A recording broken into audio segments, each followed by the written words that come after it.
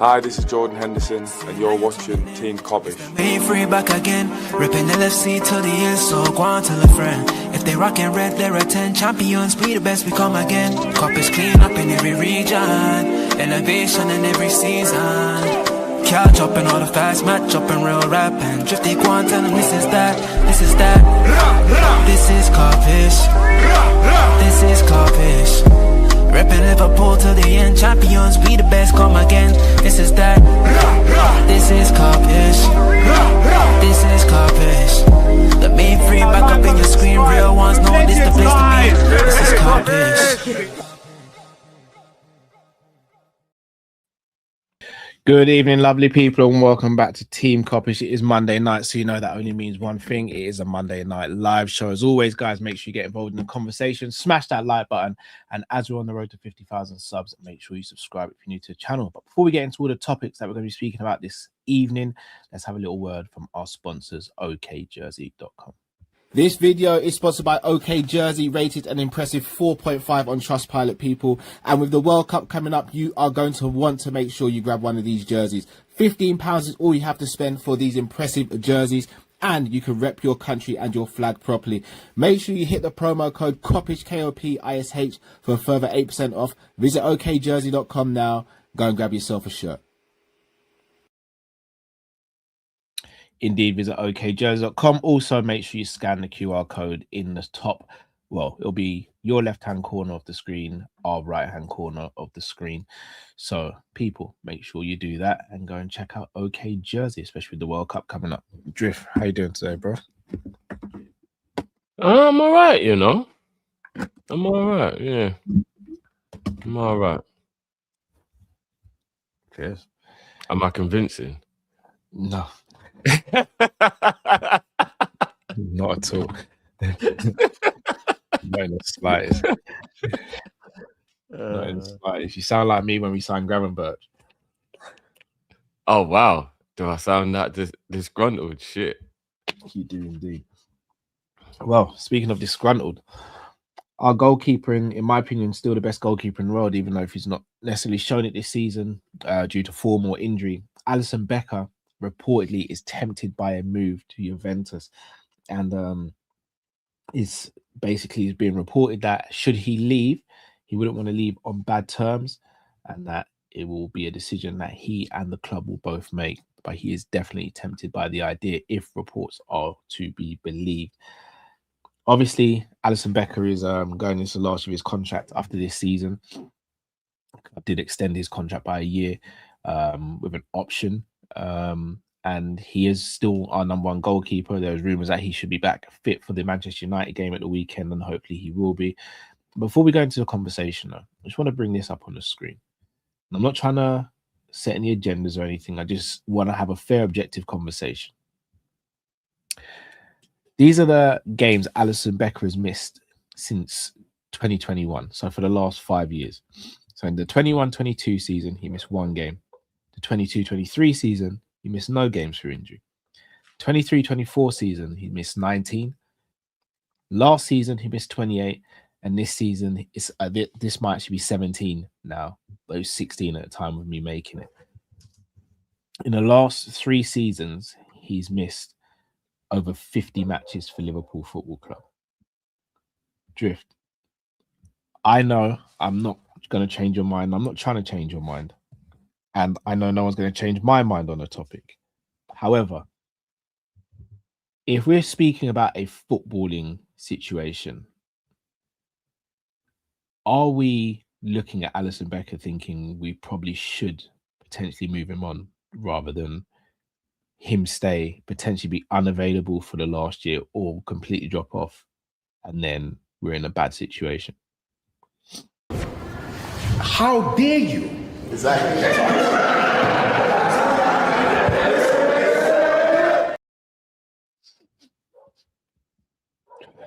I don't want to sell Alisson. He's still my favourite player at Liverpool, and I'd still keep him. But we have to have an objective, honest conversation. I know you're the host, Cal. So it's technically not supposed to be your fault, but I'm trying to be fair. I'm just trying to be fair and have the conversation. But what are we doing? There's no conversation to be had, man. Not for me. Why There's not? no conversation to be had. I would rather Alisson was at Liverpool and played 20 games than wasn't at Liverpool and didn't play any games. Why though? The main reason is because I think his leadership and his just absolute world-class goalkeeping skills are still massively important.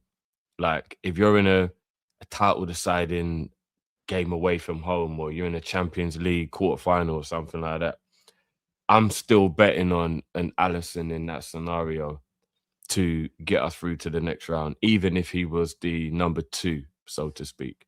So even if, like, he didn't leave Liverpool, but Mamardashvili was the number 1 and Ali stayed, I know I'm talking idealistically there from our point of view, because it would, would he want to do that, whatever. But let's just say it was that level of scenario. That's the type of game where you're like, even if Mamardashvili's been playing all season, you know what? I trust Alisson away at such and such in the quarterfinal of the Champions League because he's just a better goalkeeper. So if his body can't play every game, save him for the games that are important. Drift. If Mamardashvili is our goalkeeper and he's been playing well, and then we get to a Champions League quarterfinal and we bench him for Alisson, what damage does that do to Mamardashvili? Well, Mamardashvili should be of the understanding in that scenario that a goalkeeper of Ali's quality who's been sitting down for you, he's got to get his turn. So I would like to hope he would be professional in that, because he knows it's only for another year or so. Because I know eventually Alisson will leave when his contract's over. So I'm talking about just one more year.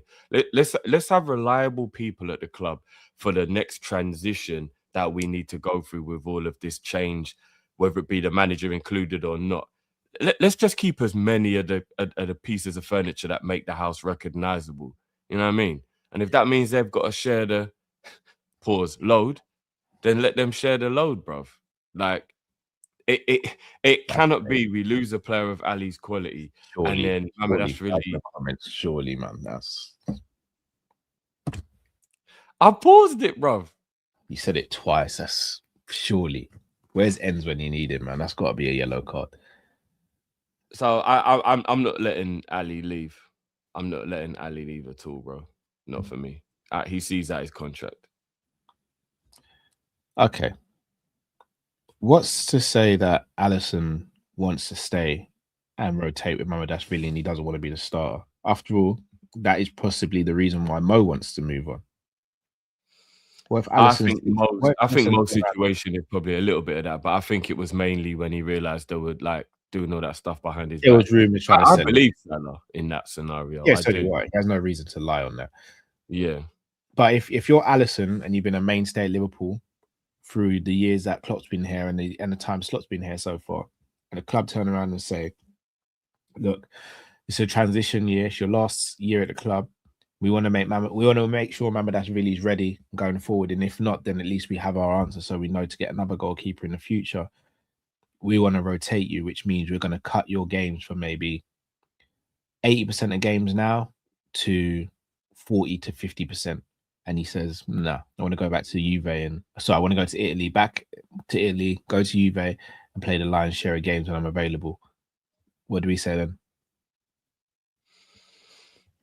At the risk of sounding stupid, I don't even know if you have to have that conversation. Like, I get it's respectful and all that, but absolutely. Players are employees of the club. Like, they don't have to be given this like perfect scenario to make them feel so comfortable. Like, it can just be, we've got 2 good goalies, we'll see how the season goes. It's not about like, why do they have to be told this stuff? They have to have conversations in any walk of life, in any workplace. There has to be conversations between the manager and the staff. There has to be.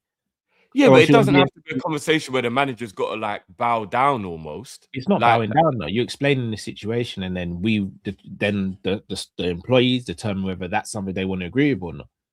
If I'm a manager and I go, well, do you know what, guys? With all due respect, I need you to be working this amount of hours. If you're not able to, then we're gonna have to get staff in that can. Then that's not me pushing them out, but it's also saying what we require as a business and saying, if you're not on board with it, that's fine. I'm not going to make your life difficult, but then we are going to bring in people who are able to fulfill that role. No, I get that. I mean, I've been a manager myself. I get that. Good conversation, good communication helps to make the relationship great between you and your staff. Like, I get it. But when it comes to football, which is a bit different to like normal walks of life jobs, I don't necessarily know why Ali has to be told it like you got a year left. You're a Liverpool player. You know what I mean? Like, I don't know, like, do we really have to like sit down and be like, look, Ali, man, I tell you what, da, da, da. And maybe I'm taking advantage of his love and his loyalty that he's shown so far, but I don't think Alisson would have a problem finishing his Liverpool career as a rotational player. Like, I just don't. Like, he loves it here. He's always loved it here. He said the other day that he doesn't mind staying. He'll only leave if the club want him to go. Like, I don't get the issue. The issue is that he might not want to be a rotation, Drew. And he might still see. I don't even think he should be rotation, you know, Calvin, being honest. I actually think Mamesh really should stay number 2 again. Okay, so what does that do for longevity? This is why I keep on saying this. Is if we're gonna do this, then you're gonna have to give Mamadashvili some reassurances that, you know, like, we do trust you still. And then how does that look? Because if you're Mamadashvili and you're still being told you're number 2 and you're only going to be number 1 when this guy leaves, that kind of shows the club don't necessarily fully trust you yet. No, I would probably. All right, I'll switch it, Drift. It would be like if Robertson continued to play all the games and Kirkers wasn't playing games. You'd be like, this is Robbo's last year. We brought Kirkers in. Why isn't Kirkers playing games? Yeah, I mean, you would hope that the player would have the common sense to actually look at the situation. Kirkers would be an easier one to describe because he's younger. I know Mamadashvili is about 24, 25, so he's not a young goalkeeper like, you know, academy kind of graduate the way, say, if he was 20 or whatever. But I would look at it as, well, it's obvious why I'm on the bench, but I've been brought in to be the next guy, so let me bide my time. And I'm at the biggest club in England. I'm at one of the biggest clubs in the world. It doesn't really get much bigger than this. I'm going to be the number 1 at Liverpool soon, but I've just got to maybe wait one more season rather than wanting to move and going to a Valencia or a Sevilla or somewhere like that. And yeah, you'll play every week, but you're in a team that probably won't achieve much. And you know what I mean? You'll be getting peppered all the time. You would like to hope that common sense will prevail in that scenario. Like, if Mamadashvili was like 30, then I'll get why he wouldn't want to be number 2. But at 24, 25, first year at the club now, he's proved he's good enough, but maybe not quite good enough to be on Ali's replacement level. One more year, bro. Just bite it out. One more year. And you know you're going to play a lot because Ali gets injuries. You just showed it. So even if you're not number 1, you're going to play half the games because Ali will get injured. The whole question becomes, though, Drift, as you said, if Mamadashvili's playing because Alisson's injured, and then as soon as Alisson's back fit, Alisson's back in the team, what does that do for Mamadashvili's confidence? Well, not to put it back on you, bro, but this is what you want. You want Salah's and Elise's in the same team. Yeah. Do you get what I mean? So, like, it's the same scenario, bro. I know it's a little bit harsher because goalies don't get rotated like outfield players, but it's the same principle, right? We want Liverpool to be good, that we've got 2 absolute qualities. That isn't about who's been dropped. It's just about who's being rotated or who's better for that game. Like, do you know what I mean? Like, would that not be the case? Well, yes and no. The difference is that I would be playing Elise ahead of Salah, though. You'd still be playing Alisson ahead of Mamadashvili. Do you know what? I'm not even bothered if it was Ali was the number 2. No, that wouldn't even bother me either, because then at least I know Ali's here. Do you get what I mean? And if Mama goes through bad form, bang. But what did you always say to me, though? Why is Salah going to stay here when we've got Elise? And I'm going to ask you the same question. Why would Alisson stay here and become a rotational player for Mamadashvili when he can go somewhere else and be the starter in the Champions League, in an easier league? I mean, that probably on the same or higher salary. The 2 things to that would be me keeping my faith in the love I know he has for the club based on things he's said himself. And the fact that he doesn't have, and I don't mean this in a derogatory way towards Mo, it's why Mo's the GOAT. He doesn't have that kind of ego that Mo has. Like, I know Ali, like, you saw him the other day, like, Ali was there cheering everyone, he wasn't even playing, but he came on a pitch. Like, I don't think he has that, like, mentality like Mo, where Mo's like, nah, I know where I'm sitting on the bench. I got records to break. I got like, do you get what I mean? Like, they've got different personalities. He doesn't have to be Mo, though. Henderson was the exact same. Henderson was told you're going to be rotated a bit more, and Henderson said, all right, I'm going to move on to Saudi then. Fabinho was told he's probably going to be rotated 100%. More, And again, these aren't. I don't think Salah's egotistical like that. I think he's got an ego, but I don't think he's egotistical. Henderson and Fabinho were never seen in that light. But these are footballers drifting. Remember, Alisson's getting to the point of his career now where playing for him is probably way more important than anything because he knows the clock's ticking on his career. I do get that. I do get that. I don't even have an argument for that, bro. You're right. You are actually right.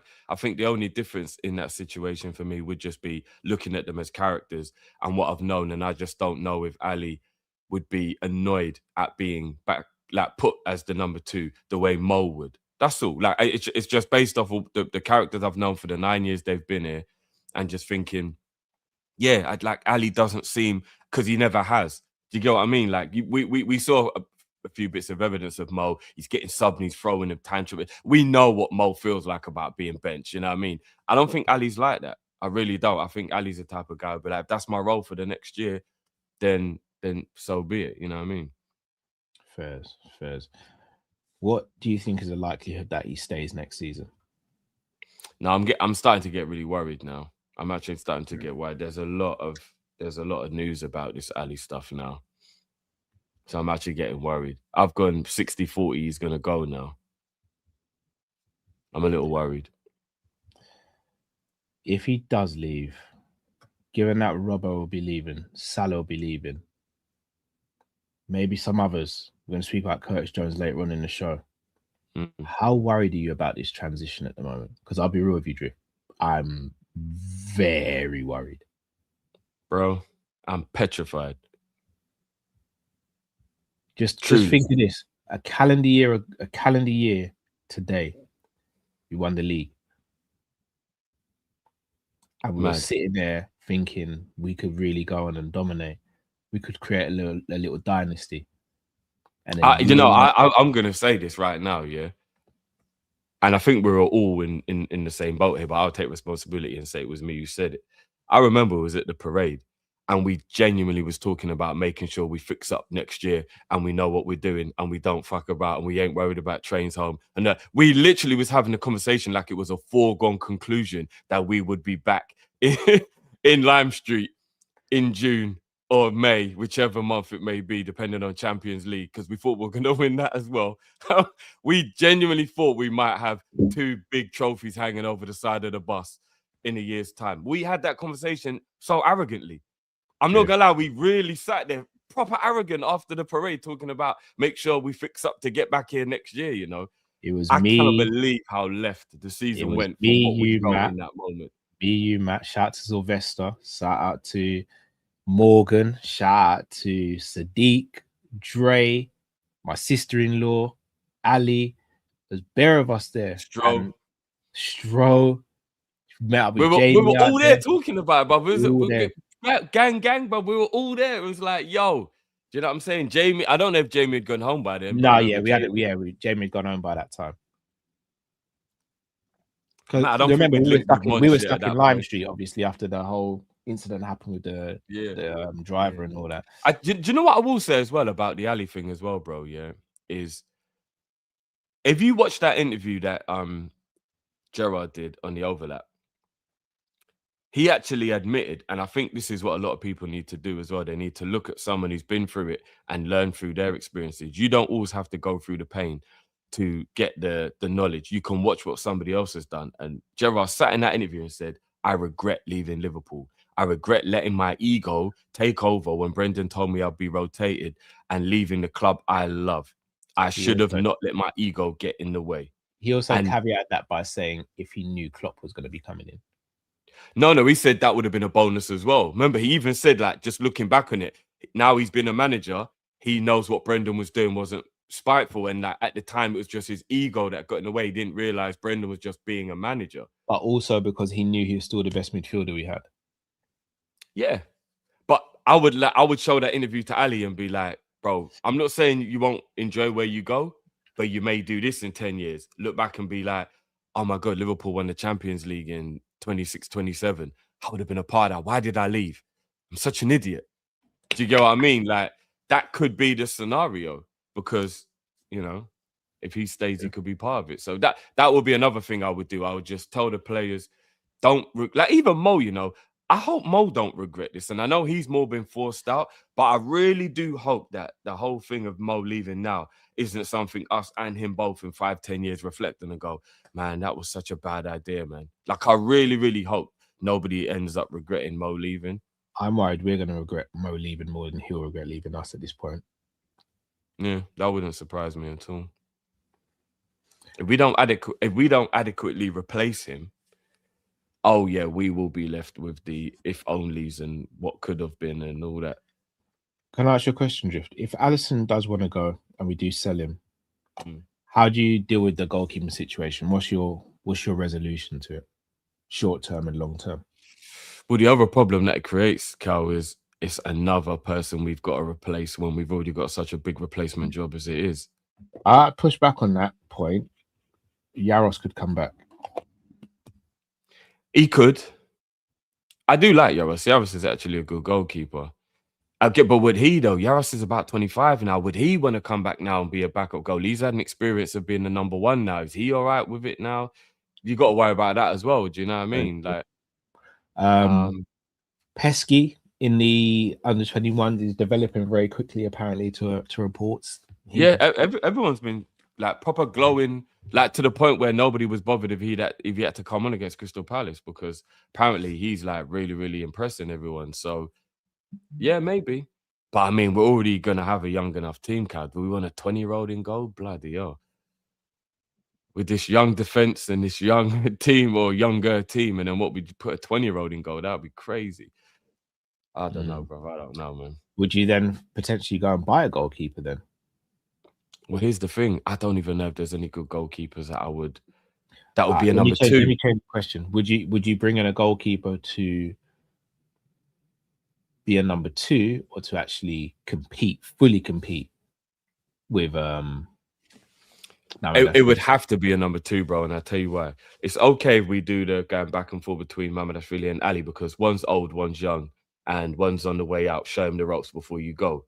Whereas if you buy another goalkeeper to replace Mamardashvili, but like if Mama keeps his place, then cool, and you go and buy someone who's 27 or something like that, and a kind of similar age, you're just going to end up with that Ramsdale Raya situation.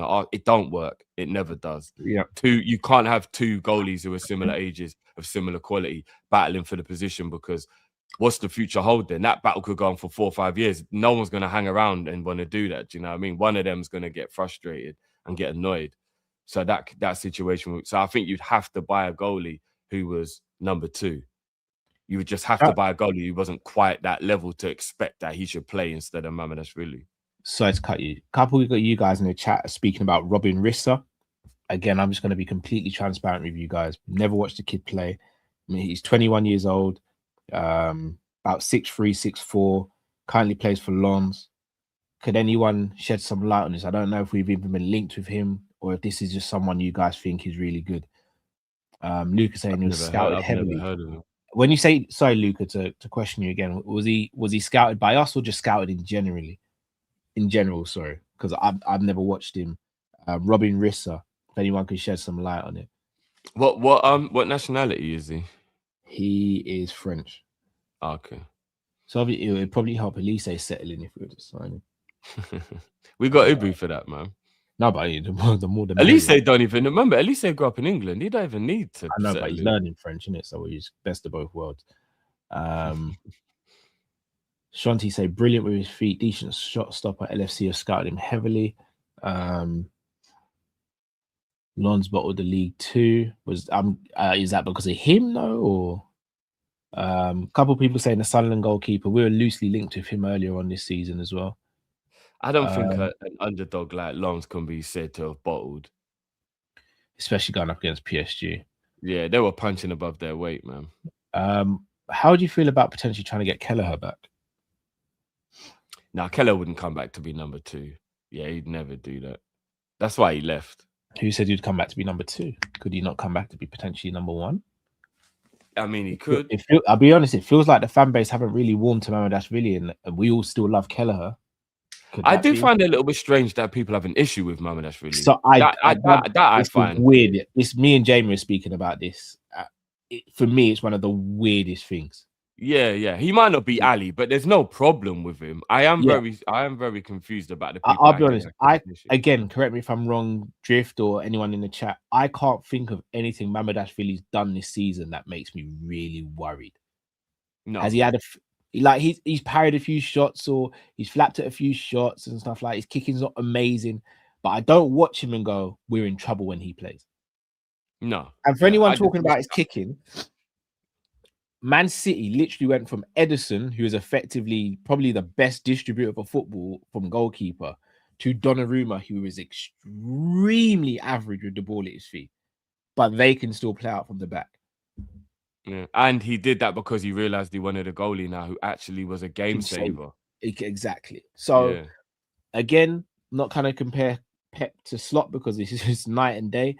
But if you have a good enough coach, then I think you can coach around someone's lack of ability. I don't even think Mama's kicking is that bad. It's not that bad. But I genuinely don't understand what's going on with it. And I'll be real. You know how much I love Kelleher, Drift. Oh, Kelleher's had some moments this season as well, but because he's not under the microscope at Liverpool and he's at Brentford, people kind of get swept under the rug. All goalies do, bro. All goalies at some point. But I'll be real, I don't think Kelleher has been as strong this season as I thought it would be going to become first choice. Yeah, I mean, he does get peppered quite a bit there, isn't it? Yeah, true. And again, I mean, Kelleher's still class. Yeah, I don't know this mama thing. Like, I'm not gonna lie, bro. I like my goalkeepers the way I want my ice cream. I just want it vanilla. I just like what it's supposed to do. Like, I don't need all the glitz and the raisins and the, you know what I mean? Like, yeah, every now and again I want a little raspberry ripple, but bro, just vanilla, you know. Like, I just like a vanilla ice cream. I want my goalie to just be a good shot stopper. I don't care if he's amazing with his feet and he can do all these flicks and part of it. Bro, can you save the ball with your hands? Are you good at diving? Are you good? Yeah, boom. Okay, cool. If the other stuff comes, it's a bonus, bro. Yeah, you know what I mean. Like, I don't need all that glitz and glamour, man. I don't need pistachio. You know what I mean? But that's my vanilla, bro. You know what I mean? So yeah, I don't care if he's Edison with the ball at his feet and all that crap. Does he save it? Look at Woodman the other day. We scored a goal. We didn't score a goal because Woodman had good distribution. We scored a goal because he made a great save. That is all I care about, bro. That is literally all I care about. Right, before we move into the next topic, a few short questions I want to ask you, Jiff. We'll keep these ones quick, just as a little segment. Kostas Tsimikas, according to reports, is not going to be staying in Rome. Shock horror. Given that Robbo's going to be moving on in the summer, do you bring Tsimikas back to be the backup, or do you sell him and try and get someone else in? This is a tough one. I've always loved Simi, but I think the fact that he's been gone for a year now, the fan base is a little disgruntled with him before he left as well. I don't know if there's a place for him now at Liverpool anymore. And I don't even mean that in a messed up way, but I just don't know. And the fact that Roma don't want to keep him is a little concerning, because if Roma don't want to keep the player, then that means that they think they've got somebody better than him. So if Roma's left back is better than Tsimikas, Tsimikas isn't good enough to be Liverpool's left back. Do you get what I mean? I know a cover left back is different to a starter, but I don't know, bro. And that's what worries me, man. It just worries me because there's so much work to do.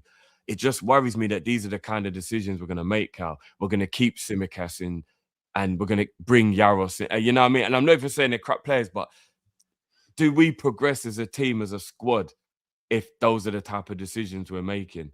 Again, I think letting Robbo go was a mistake. Robbo would have got an extra year for me. I think letting Robbo go was a massive mistake. First. All right, next one. According to the Egypt assistant coach, he believes Salah's suffered a hamstring tear, will be sidelined for 4 weeks or up to 4 weeks. Do you think we see the Egyptian king play for Liverpool before he leaves the club in the summer? No. That's really unfortunate, man. That just means the last time we'll see him on the pitch will be when he's giving everyone the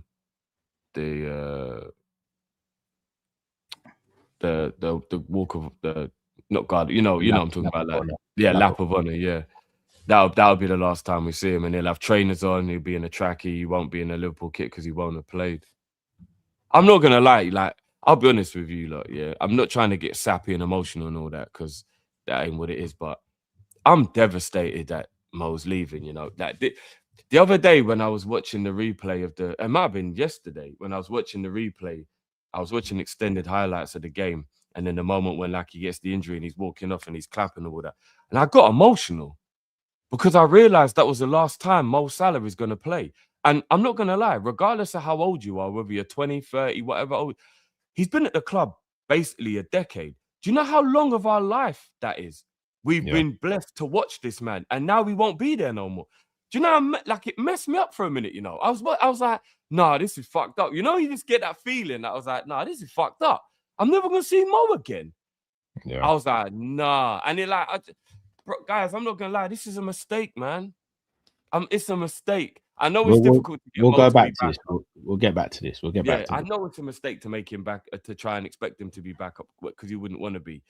But Mo leaving is kind of getting to me a bit, man.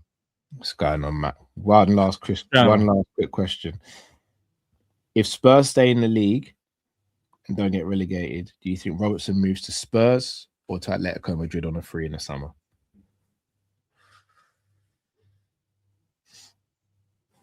I think he's for both. I think he goes to Spurs if they stay in the Prem. If not, then he goes Atletico. But I think he goes Spurs. I don't know why he was going to go there before. Obviously, the move broke down. They're going down, bro. No, I know. But I'm just going off the premise of if they were to stay up. If they do, I think he goes Spurs. If not, I think he goes Atletico. Also, there's maybe other clubs that we're not thinking of as well, you know. Like, I'm just saying, I don't know of the clubs, but I don't think we should just limit it to those two clubs because those are the only two that have been linked with him properly. Celtic, okay, that's been linked with him heavily. There's talk of Celtic. Yeah, that's what I mean. Even Celtic, he supports Celtic, right? I don't know if they could afford his wages though. That would be the problem. He'd have to take a massive pay cut to go Celtic. No, you say that, not necessarily. You never know. What, you think Celtic could afford to pay him 180 grand a week? I doubt people get more than 100 at Celtic. Nah, not that much. Maybe I reckon they could probably. I reckon they could. Nah, not 180 at Celtic. No. I reckon they could push 150 at Celtic. Remember, they're not paying a transfer fee, guys. They're not paying a transfer fee for it. No, but 150 is a lot for. I don't know. For Celtic, I think Celtic could pay that. Yeah, that's you know, Gospel's right. Let me see how much Ox is on because Ox went there. Let's see what Ox's wages are.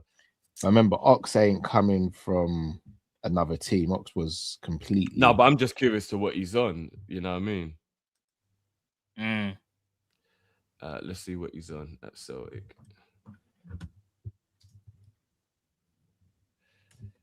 All right, Oxlade-Chamberlain is. Oh, they've got Kieran Tierney. Have they got Tierney? Yeah. Guys, see, this is what I'm saying. Oxlade-Chamberlain is at the top end of the Scottish salary list on 55 grand a week. Yeah, they ain't got money like that. Tierney's apparently on 50k a week. But that would make sense because Oxlade's on 55. Maybe. That would make sense, yeah. There's no way they're getting 180. There's no way Robbo would be getting. And a left back as well. Yeah, I'm gonna be real. Yeah. I've overshot the mark there. Massively overshot the mark.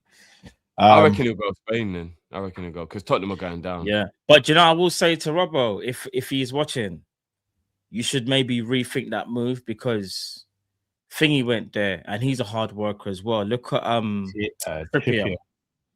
Bro, when you got Atletico, it's like Klopp in terms of like, bro, you're gonna get run into the ground, bro. Like, I think if you went Atletico, you might just see like 18 months before he wants to move. So I would think carefully about that move if I'm Robert, personally. I don't think that's the right move for him. All right, let's move on to the next topic, guys. According to Lewis Steele, Feyenoord are weighing up Giovanni Van Bronckhorst for technical director role for the summer onwards. No official approaches yet for the Dutchman, but the assistant coach at Liverpool is a candidate for the Rotterdam club. He served as a player and as a boss. This is also off the back of rumours that Heitinga could be reinstated as assistant manager, as there could be a shake-up in the backroom staff. Matt, I'll start with you. I find it hard to sit there and blame Giovanni Van Bronckhorst because I don't know how much input he has and how much input he doesn't have. I think Heitinga is always going to have this special place with us because he was part of the the staff that won the league, and I think because of that, it feels like Heitinger's been put on a pedestal as well. But again, we still don't know the sort of input he had. Does it worry you that Slot is having a shake-up of the backroom staff in the same way Brendan Rodgers did in that summer before he lost his job to Jurgen Klopp? There seems like a lot of change with the backroom staff. Like, you got him, obviously Heitinger left, he might be brought back. Coach left. Yeah, except there was someone else, I think that left as well. That tells me there's a bit of unrest behind the scenes. What I will say is this: I remember when we was going to get Van Bronckhorst, and I genuinely asked the question. I was like, "Is he better than Heitinger?" And everyone told me like, "Oh no, he's good, like attacking wise." And I was like, "Is it?" I was like, "Okay, cool." And I remember when I kept on saying, "Bro, Heitinger, yeah, we don't know necessarily exactly what he does, but there was murmurings and rumors that in terms of how we play and even grabbing the six was apparently Heitinger." So again, I don't know what goes on at Liverpool with the coaching. One thing I do know is that we won a league and Heitinger was there, and we are now sat in 5th place and Van Bronckhorst is here. Those are facts. That's not me making stuff up. So I kind of go off what I know. So can I just hold you on that one though, Matt? Yeah. I think you're in agreement though. We stopped playing well around February 2025. Heitinger was still at the club then. That's fine, but we were still winning games. No, we were, but we weren't playing well, and we had a massive fall off. But we had a big fall off. But we had a fall off, but we're still winning, bro. There's a difference between having a fall off in performances and then not picking up results to you're not playing well, but you're still grinding out results. And yeah, some of it might have been luck, but I'll say this: I'd rather Liverpool not playing well and grinding out results than playing absolute trash, losing 9 in 12, and people telling us that it's going to be all right. Because it never was going to be all right. I'm going to flip it though. Heitinger was at Spurs. Heitinger was at Spurs this season. Look where they are. Bro, they were in trouble before you got there. No. Guys, again, I'm just showing the facts. No, that's fine. But he was at Spurs when they were in a relegation. There's many issues at Spurs. Daniel Levy left and just left in a rush. The hierarchy don't know what's going on. They're just bringing in players for players' sake. There's no direction at the club. They probably have had the worst. There for 38 days. My bad. Oh, there you go. So what's he gonna do? He saw the facilities and was like, "I ain't got." They have the worst injuries in the Premier League, bro. Their whole first 11 was practically injured for Spurs. Like, I'm not making excuse for them. They've had to do with a lot. No Kudus, no Solanke, no Maddison, no Kulusevski. There's been points of the season where there's no Vertonghen, there was no Romero, there was no Udogi. I mean, yeah. I just went back to 2000. Yeah, I'm saying Vertonghen because I can't stand that about. You're in trouble in the chat now, innit? I don't really care, bro. I don't care because I'm not saying that brother's name. Have you heard the latest? That speed merchant. Yeah, go on. Have you seen the latest Tottenham injuries? No. Who's injured now? Solanke might miss the World Cup ankle injury. No. Simmons has done his ACL. Simmons done his ACL, bro. Yeah, Simmons done his ACL. I'm not gonna lie. I'm not somebody who lets people use the injuries thing as an excuse. I know. I'm sorry. I know. Tottenham are allowed to use injuries as an excuse. Yeah. How are you meant to cope with a season like that? Yeah. That is correct. But all of their number 10s have had an ACL injury in the same season. Bro, Maddison, Xavi Simmons, and Kulusevski. But even Kudus is going to play 10. Kudus and Odegaard's out now as well. Oh, yeah. Listen. Bro, you can't write this shit. That's what I'm saying. Like I'm saying, yeah. They've had enough problems at the club, yeah. See, people didn't even catch what I did there. So funny. I love how it's so easy to find out the chat. Anyway, what was I going to say? Yeah, I'm not making excuses for Spurs, yeah, but they've got so many issues that Heitinger was never going to fix them issues. And the chat have even just said as well, 38 days, bro. What's he going to do in 38 days? No, there's nothing you can do in 38 days. So it's calm. It's calm. That's bring him back. Cycle, but I'm only saying bring him back if, unfortunately, that means Slot's still here. So, all right. Yeah. I'm just going to say a statement here, and just feel free to chime in. I don't want Heitinger back. I'm kind of over the whole. You don't want to go back to your ex. I hear it. No, I don't. Big up to Heitinger. Who are you bringing in? Who am I bringing in? Yeah. Enrique and Gerrard. Yeah, but bro, you did. You just asked me. Wait there. You're the host, and you asked us on the premise of Slot is still here. Would it be about Heitinger? And then you change it to, if it's me, I ain't having it here. But we can't do that. Matt, you just asked me a question. Who would I take? You're just giving us a false question then. So we might as well just void what I've just said then. No, you asked me the question. I gave you an answer. You might as well have avoided what I said, because I was on the premise of Slot was still here. But you didn't ask me for context. You just said, who would I take in Liverpool? Nah, do you know why this is bad from Carl? You know, this is so bad. This is terrible because you knew what you did. You asked me a question. I gave you an answer, bro. Carl, when you asked us the question, wasn't the premise Slot was here though?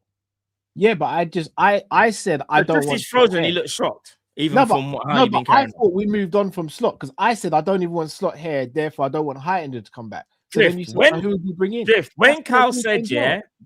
Drift, when Carl spoke about what's his name? Van Bronckhorst, yeah, and he might be leaving and Heitinger might be coming back. Drift, wasn't you under the premise of Slot will still be here, hence why Heitinger's been linked again? Yeah. Thank you. That wasn't the question. Carl then changes it to, I ain't doing that. Enrique and Gerrard, bro. Obviously, we all want Enrique and Gerrard, bro. Matt, you didn't ask me the question. You asked me a question. I answered your question. If you had said Cal, who would you change the whole story, bro? No, you changed the question. If you'd said Cal, who would you bring in as assistant manager? You know what? Next week I'm hosting, and you're in trouble because this is mental. I'm in trouble anytime you host, bro. This is mental, you know. You literally just asked me who would I bring into Liverpool. So I told you. If you had said Cal, who would you bring in as assistant manager Arne Slot? Then I'd have been like, I'll have a think about it, Matt. And then I'd have given No. You said Drift. Forgive me for saying something like that. I think you said, I wouldn't bring back Heitinger. And then you went on to say, and then I said, why is that? And then you went, obviously, Enrique and Gerrard. I thought I answered the question you were asking. I think the main reason why everybody thought that Slot was going to be sacked was when we didn't bring Heitinger back the first time. Everyone went, oh, well, we're not bringing him back because Slot won't be here then. Like, everyone made an assumption that was a reason why Heitinger wasn't coming back. Yeah. But he's coming back now, boys. So Slot ain't going nowhere. Slot ain't going nowhere, I don't think so. Which is why, if there's a space in the show for it, I'm going to let everybody know why. I don't care if it means I'm not beating the allegations. I'm going to just try and find some form of enthusiasm for my mental health for next season. We're here now, Jeff. Go for it, bro. What if somehow, some way, I can't explain it to you. I don't know why. I don't know how. I'm just going to say it could be Liverpool managed to play good football next season after another summer of recruitment. What if? Already blood clot. Bomba.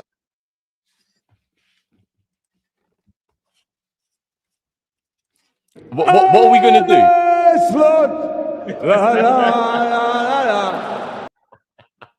Bomba.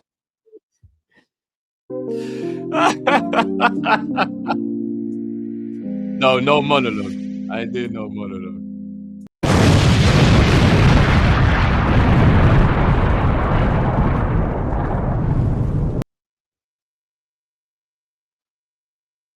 Yo, either I do that or I can't watch Liverpool next season. So I've only got two choices, right? Bomba card.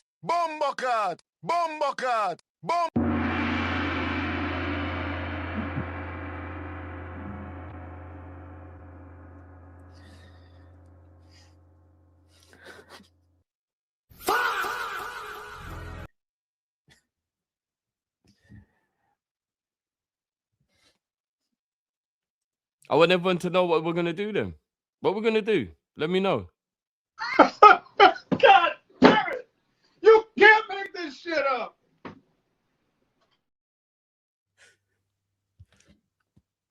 So someone give me some answers. Big up Jean, she's going on loan to Fulham. People give me answers. What do we do then? Again! You fucking idiots! How about it tell me?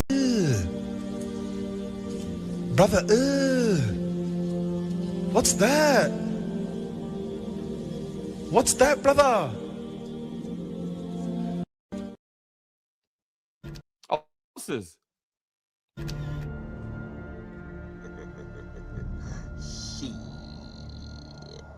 Got you.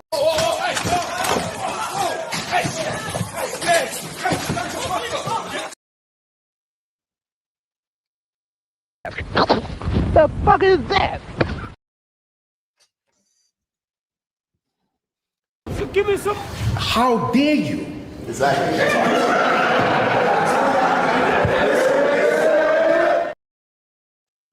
Give me some answers. I'm gonna tell you this, my friend. So when me I drink rum, I drink for drunk, you hear that? I want to dance. Let me show you how.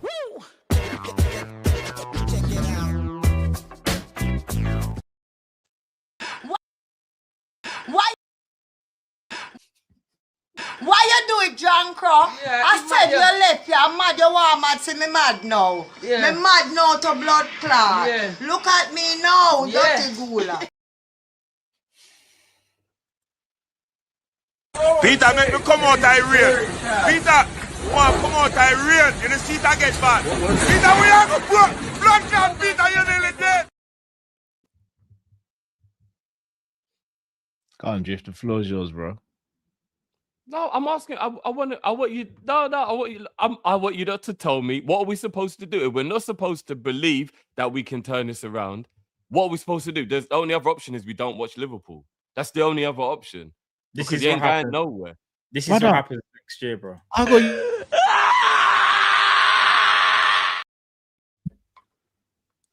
And with all due respect, I'm not going into that realm that certain people go into, where like they just become so toxic they actually just want their team to start losing.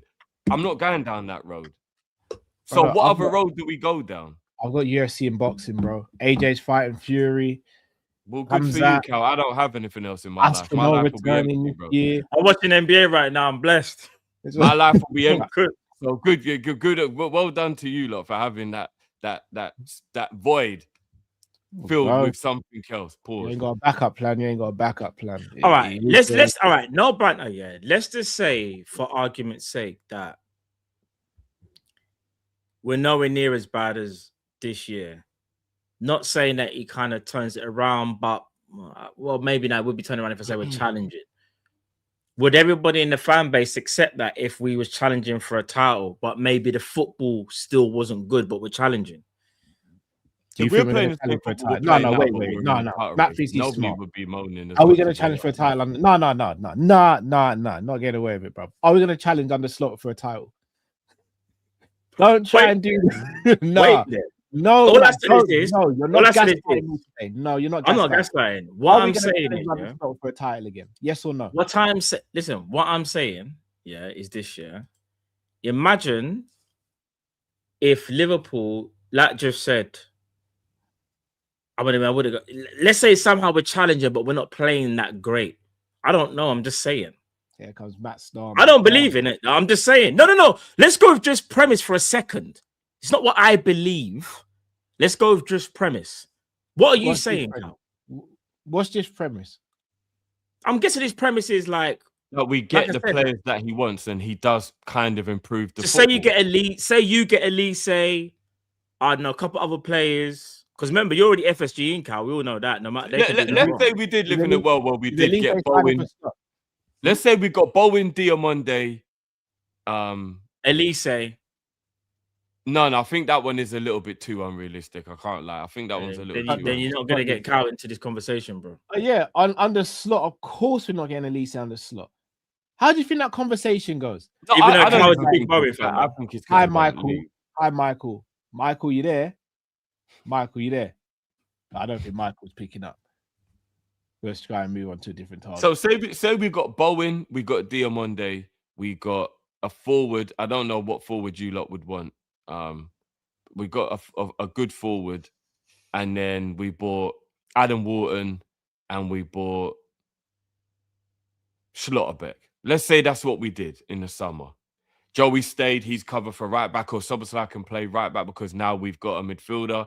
Like, whatever it may be. And we do actually play well next season. Not amazing, but we do actually play well. We win 20% more games than we won this season. I don't think it's beyond the realms of possibility that that's a thing. And again, this isn't me believing in it. I would get rid of Slot, but it isn't beyond the realms of possibility that that could happen. And I have to believe it will. Otherwise, what have I got to look forward to?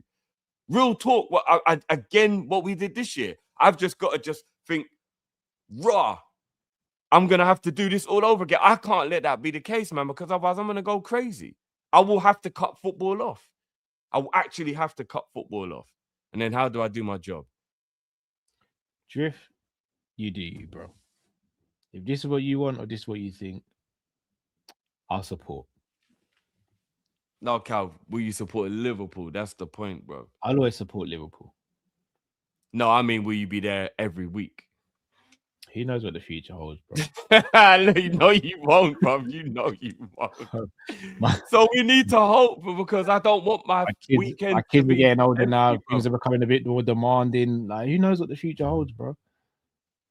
Bro, I cannot think of this. I can't live in a world where I can't, man. I can't. This manager is still here, and the reality, I can live in that world, because I believe they will get to a point where we do sack him. But But until then, all right, nah, I'm just gonna bun it. Drift, are we gonna? Is Slot gonna improve next season, in your opinion? I don't think we can get worse. No, that's not why I asked. Is he gonna improve next season? Not enough. Not enough. See, I think we will be better, but we won't be good enough. You just have a little bit of faith. Matt, you hear what I'm saying, innit? We won't be good enough, but I just think don't drag me into your battle, fam. Hey, you walking alone. No, I'm talking about is everybody understanding? All right, all jokes aside, we will be better. We just all right, this is what enough. I think. Genuine. All right, this is what I think here. Will he improve next year? I mean, 1% is an improvement. Thing is, I don't even believe it, but then I think to myself, like, no, but you know when you say you can't get any worse, we can, you know. No, we actually can. Not in this season. We can't, man. Bro, we've lost 40. Wait there. Is it 14 games? Guys, when I was on my way here, yeah, I was listening. You guys are talking about potential people leaving, some of the senior players, yeah, because you're speaking about Ali, yeah? Bro, if Ali leaves, Robbo leaves, Salah's already leaving. There's another person we're going to speak about on the show later on, Jones, yeah? Bro, that's seniors, like, all gone other than Virgil. Yeah, it's a massive worry, yeah. Bro, is Virgil doing creche at church, bro? Do you know what I'm trying to say? Like, no, but you would hope that the Elises and the players that we buy would hopefully help with that, innit? No, of course, but it needs to be good, a good summer, innit? Bro, oh damn. Ekatike is coming back from an injury. I'm about to get assassinated. Yeah, you are, bro. You know when Imran says that, you know his pain that's gonna follow, innit? It's bullying at this point, innit? Yeah, when Imran says I've got you, it's bullying at this point. Yeah. It's like, you know, it's a bad to happen. Yeah. Who's to say Virgil doesn't leave?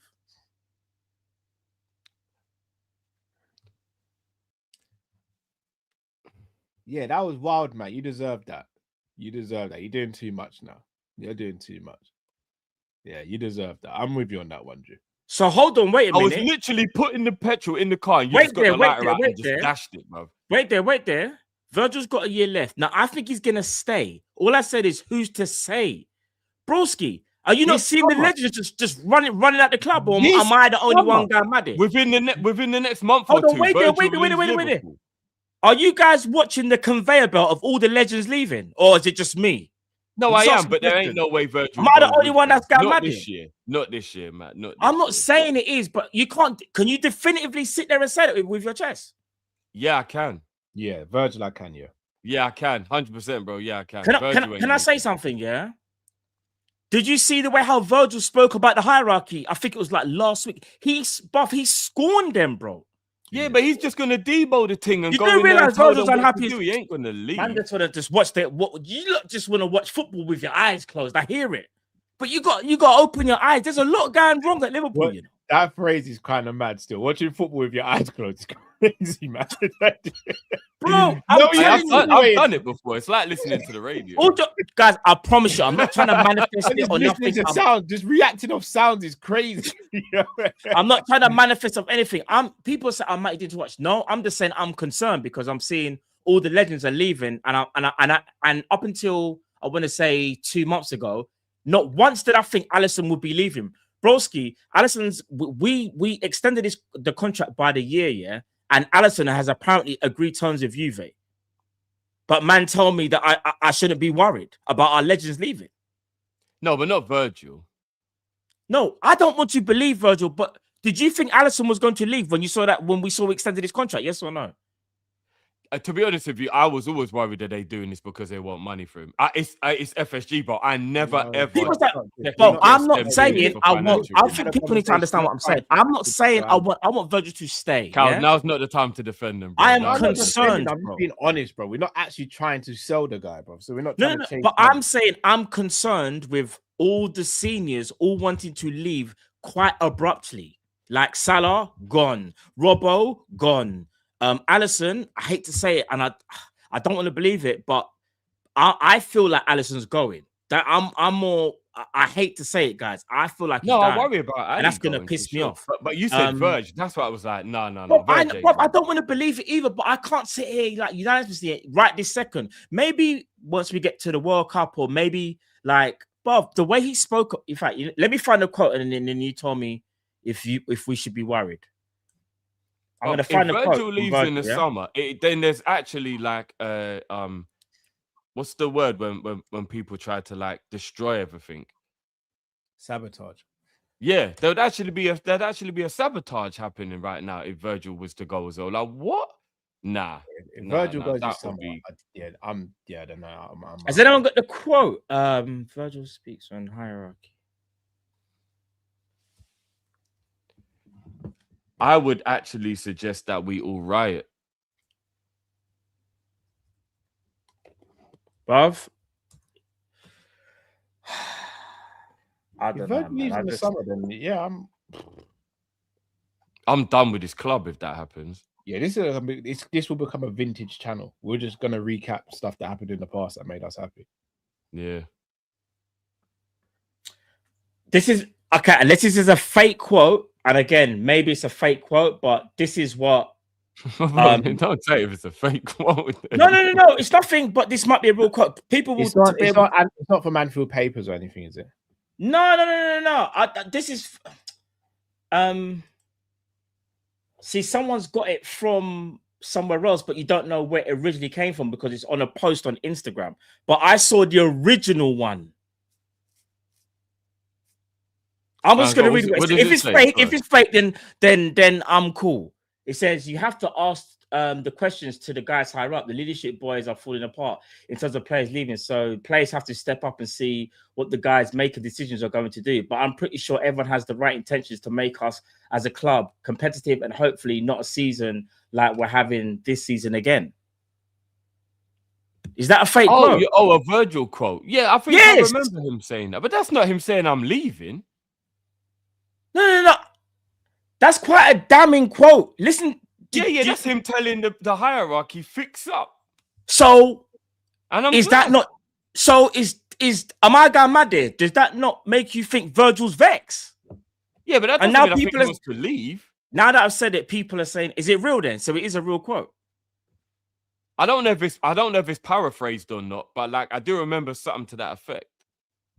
That was a little while ago, though. That was about a month ago. That was 4 days ago. No, it's long. No. When he said it originally, that was a little while ago. It wasn't. It was an international break. Remember when they went on the international break? When was the international break? About 3 weeks ago. I'm sure that was when he said it. When there was an international break. That weren't a couple of days ago. Fairs. Your tweet you've just read might be somebody re-quoting it or whatever only 3-4 days ago, but that isn't when he said it. Anyway, I thought it was last week. But Virgil leaving Liverpool this summer, it is a catastrophe. I thought it was last week. We would have to riot. So I don't know. Chat, apologies if I got it all wrong. You know me. I hold my hands up and say, boom, whatever. That's my bad. But I've seen this quote, and I think that's quite damning on But I'm on glad the, though, man. I want him to on the, do that. I want him to tell no, everybody that I we know, ain't but happy, man. he's really, bro. What I'm saying is, it goes back to my original point. I am concerned about Virgil. Yes, I believe he's here, and I think I don't think he's planning to. But bro, the way our club is moving and the way how all the legends are leaving the club, like, and they're doing it in succession as well. Do you know what I mean? Like, it is concerning. Like, I don't think we could just sit here and just say, because I think it's a case of the club isn't stable. We're not a stable club. There's talks about Richie Hughes, Michael Edwards. Like, there's a lot of things like that we don't even know what's going on in the club. 1 minute they're going Saudi, next minute they're going to see out their contracts like Slot. They never intended to stay longer than 3 years. I don't know what's going on, fam. That's the honest truth. I don't know what's going on, and that concerns me. We are a stable club. We're just you know in what I'm disarray. saying? We're a stable club. We're just in disarray. We're a stable club. We don't have any financial issues. We ain't got enough. We're just in disarray. That's what the problem is. I'm gonna move on from this subject because I don't want to go to bed with a headache. We really, really better have a good summer, you know. I can't even lie. We better have a good summer. All right. It cannot be a dead summer. It can't. It cannot be a dead summer. What's this? Curtis Jones, guys. There's no agreement of a contract yet. Doesn't seem like they're close to an agreement. And because of this, clubs are circling now. Obviously, in January, in the transfer window, there are rumors that he was going to go to Inter Milan on loan. Obviously, that never happened. But there's been rumors lingering ever since then. Obviously, Tottenham were interested in him as well. Do you think Curtis... In fact, no. I think Curtis Jones would stay if he was given a choice based on a few things. Do you think Curtis Jones will get enough game time to satisfy his want to be more involved in first team activities? All right. Before I answer it, I'll ask you a question quickly. Do you think that Jones is one of the people, based on what we know, that would be happy to be a squad rotation, or does he seem to you like the type of player who's like, if I'm not playing first team, I'm fed up now? Like, what would you think? I think he's getting to the point where he's getting fed up now. Okay. See, maybe I'm naive, and tell me if I am naive at this one, because Trent did it and he was a scouse as well. But I believe that Jones bleeds red more than Trent did. So I can't say that. No, I mean, have you even heard the way Trent's brother talks? I think they chase the money, man. All right, I'm gonna say one thing. I'm gonna say one thing on the Trent thing. I love Liverpool, and I'm gonna use Gerrard as an example because I think everyone knows how I feel about Gerrard. If Gerrard started saying stuff about Calvin or being abusive towards Calvin, it is F Gerrard and everyone associated with Gerrard. I'm not sitting there saying Trent's right, and I don't like his brother. But if you come at my brother with abuse, no matter what, it's war. That is Trent's No, but brother. that means that you're changing your morals and principles. What in the brother's case? Bro, he's turned his back on Liverpool, as in like the support he has for Liverpool. The fans being abusive to his brother shouldn't change his love for the club if he had love for the club. The club aren't the one abusing him. Brother, it's some fans who are doing it. You won't lose your love for the club because there's fans saying stuff. Drift, I don't like Trent's brother and the way he's been moving. But if you disrespect or abuse my brother, it is F you, bro, and F everyone you're associated with. And then again, that would be under the kind of like lack of awareness of why. Like if we found out that Calvin told Gerrard to suck his mum, it would be like, I'm going to be on Calvin's side. But at the same time, Gerrard's got a point. Why did he tell him to suck his mum? Trent professionally ran down his contract and left the club. He honored his contract. Did the club dirty. He honored his contract and left the club. We don't like the way. No, listen, we don't like the way he did it. I don't agree with it. But that's why he's getting abused. We can agree. No, break it down to what it is, bro. He didn't get a fee for Liverpool Football Club, which we all wanted him to, seeing as he came through the academy, and we didn't like that.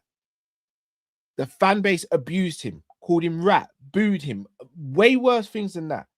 If I'm Trent's brother, his blood brother, I am not going to have a liking for the people who are abusing my brother. Like what? But what the do you people expect? the people who are being abusive aren't the club. He now said he supports Real Madrid. Brother, We are look all how- football fans here. Matt, could you ever turn around and say you now support Real Madrid over Liverpool? No, I couldn't, but everyone's different. You can't talk for someone else, innit? Maybe he You just never, sees no, it no, as- no. You didn't truly support the club if you can actually change. No, clubs. no, no, no, You no. never But I truly think, supported the club. but it's not. That's not But possible. again, this is That's about not Trent. family, bro. That's his actual brother. But remember, he's supporting his brother, so he's gonna support Yeah, whatever. then say you team- support Trent, not Real Madrid. Yeah, he's no, but he basically I think he did say, "Oh, No, where bro, my I brother's watched it. at, I I'm saw gonna it with my support own him." eyes. He said if Real Madrid and Liverpool are playing, I want them both to win. And if it's Real Madrid versus Liverpool, I want Real Madrid to win. Yeah. I literally saw him say it, bro. He's a dickhead, bro. I'm sorry. But if his brother doesn't love Liverpool, why does that bother us? I'm confused. Because he was supposed they're Liverpool fans, bro. They're supposed to be. Yeah, but did you really care about his brother like that? Though? You. This is what I'm trying to say. I say this with the most disrespect possible. Hamza, if you don't want to hear three Southerners talk on the Scousers, respectfully, do one. Bounce. Piss off, bro. Nah, for real. Yeah. Hamza, it's one of those if you can't, if you're not from with the Liverpool, then you can't. Full most disrespect, Hamza. Piss off. If you don't like it, piss off. 100. PISS. OW. Anyway, back to proceedings. Yeah. What I was gonna say though is, I get obviously Trent's brother's trying to like get under like people's skin by saying derogatory stuff about Liverpool. I understand that. What I'm trying to say though is, I don't really care what his brother says because that like I didn't know about his brother because his actual brother, the one that played for Liverpool. Like I don't really know nothing about him. No, but Matt, with his not suggest to you. No, but you got to remember, Drift. He's just like, you got to look at it like this, yeah. We don't even know if he's even into football like that, like what you're saying. So he might not have even been a true like Scouser like the whole family tried to like cry and all that on the final day, bro. This is what I'm saying. No. So, but what I'm saying is, we shouldn't allow the brother to annoy us, bro. If we're gonna be annoyed, it has to be Trent. It can't be the brother. But what the I'm brother saying can just chat whatever he wants. Respectfully, like I've got no problem if he say what he wants, innit? Do you know what I mean? If every time you lot spoke to Jay, he was saying hella crazy stuff, about the situation to do with me. There's gonna be a point where you're gonna be like, that's how Drift feels. Because clearly he talks with his brother and he's letting his brother say all these things as well. He ain't telling him allow it. He ain't, you know what I mean? He's actually letting his brother say these things. So you lot will start thinking this has got to be what Drift thinks as well. No, not necessarily, because if one of you lot's brother was moving mad, not I know necessarily. you would be That's like, me bro, making an allow assumption. it, man, allow it. And if you don't say allow it, you agree with what he's saying. No, but that's me making an assumption, though. They're two separate people. Obviously, they're going to be some because things his brother would have shut up if Trent told him to. He would have. No, he wouldn't. No, he's still his own person. Yeah, but if you've got respect enough for your brother, and your brother says, "Bro, allow it, man. You're making me look bad," you would stop. Was his brother there when he? Because if I'm not mistaken, he said this on his live stream, right? And if he won't, and if he wouldn't, then there? that means he's an even bigger dickhead than But was Trent there? Did he say in front of Trent? And Trent went, "Yeah, that's my brother." No, but he said so many things on multiple different occasions. Trent would have told him, "Allow it." If he didn't like what he was saying, he would have been, "Bro, make me loud doing why are we crashing out on Trent's brother? Even though I don't like what he said, but like it don't. Me and my brother, we've all got brothers. No, but that's what I'm saying. Me and my brother have the utmost respect for each other. But if Calvin wants to say something and I turn around and say, Cal, don't say it, and he still wants to say it, he's gonna say it. No, but the thing is, Cal, I know already he ain't never gonna say anything to make you look bad. We know he wouldn't. If he feels no, bro, you know he wouldn't. Calvin would never say anything to make you look bad. I'm telling you. But this is a hard comparison, though, that we're doing. I'm saying, no, it ain't. It's the same. It's a brother. He's not gonna do it in a malicious way. But if brothers you are different in relationship. Though, gonna say it. Brothers have different relationships, bro. Yeah, like you know what I'm saying. And if you and Calvin, some are scared, like not scared, but some would never want to say anything. But we're just, do you know what it is? Yeah, this is how I perceived it. Yeah, he was he didn't like what was said about Trent or something. He's like, that's my brother, boom, boom, boom. You lot F this, F that. Bro, at the end of the day, I understand he's gonna stick up for his brother. That's his brother. Like, regardless of sport, remember, that's his brother, yeah? But in terms of how we perceive him, but we shouldn't even like let him chat if you want to chat. Like, who cares what he said? Like, because again, he's not Trent. I know what you're saying. It can look like, what you're saying, what Trent feels the same. It is easy to make that assumption. I'm sorry. My parents told me. But if we can't get mad over that, I'm not even bothered. Like, let him say what he want to say. Like, I don't care, bro. Honestly, No, I don't care what he's saying. All I'm telling you is the way that the family's moving to me is a representation of why I believe. Yeah, Trent might have thought he loved the club, but I think Jones loves it more because I just can't imagine Jones acting the way Trent and his family have after the situation. That's all I'm saying. I can't imagine Jones doing brothers that are kind of like intertwined and it's kind of like, it's different. It's a bit different. If Jones asks to leave Liverpool, does that mean Jones is a traitor as well then? No, because Jones clearly is kind of being not frozen out, but like he doesn't get the respect and the playing time that he would want, does he? We know Jones has never ever been given the keys to the city, as an example. Even when he's outperforming, he did it this year. He outperformed everyone in midfield this year and was still always on the bench. So I would understand his frustration and never ever really being given that opportunity. Trent was different. Trent was a starter week in, week out, knew it, was loved the door, was a legend. He knew he didn't have no issue with that. He left because he wanted to go. Like, he actually wanted to go. That's different. So, but anyway, back to the original point. I think Jones will be okay with being a squad player again next season for his love for the club. It's an assumption. That's just what I think. Why should he at this age, though, Drift? Because let's be real. No, I'm not saying he should. I just think he would. But that's what I'm saying. We all rate Jones and all believe he could walk into a lot of teams and be a starter.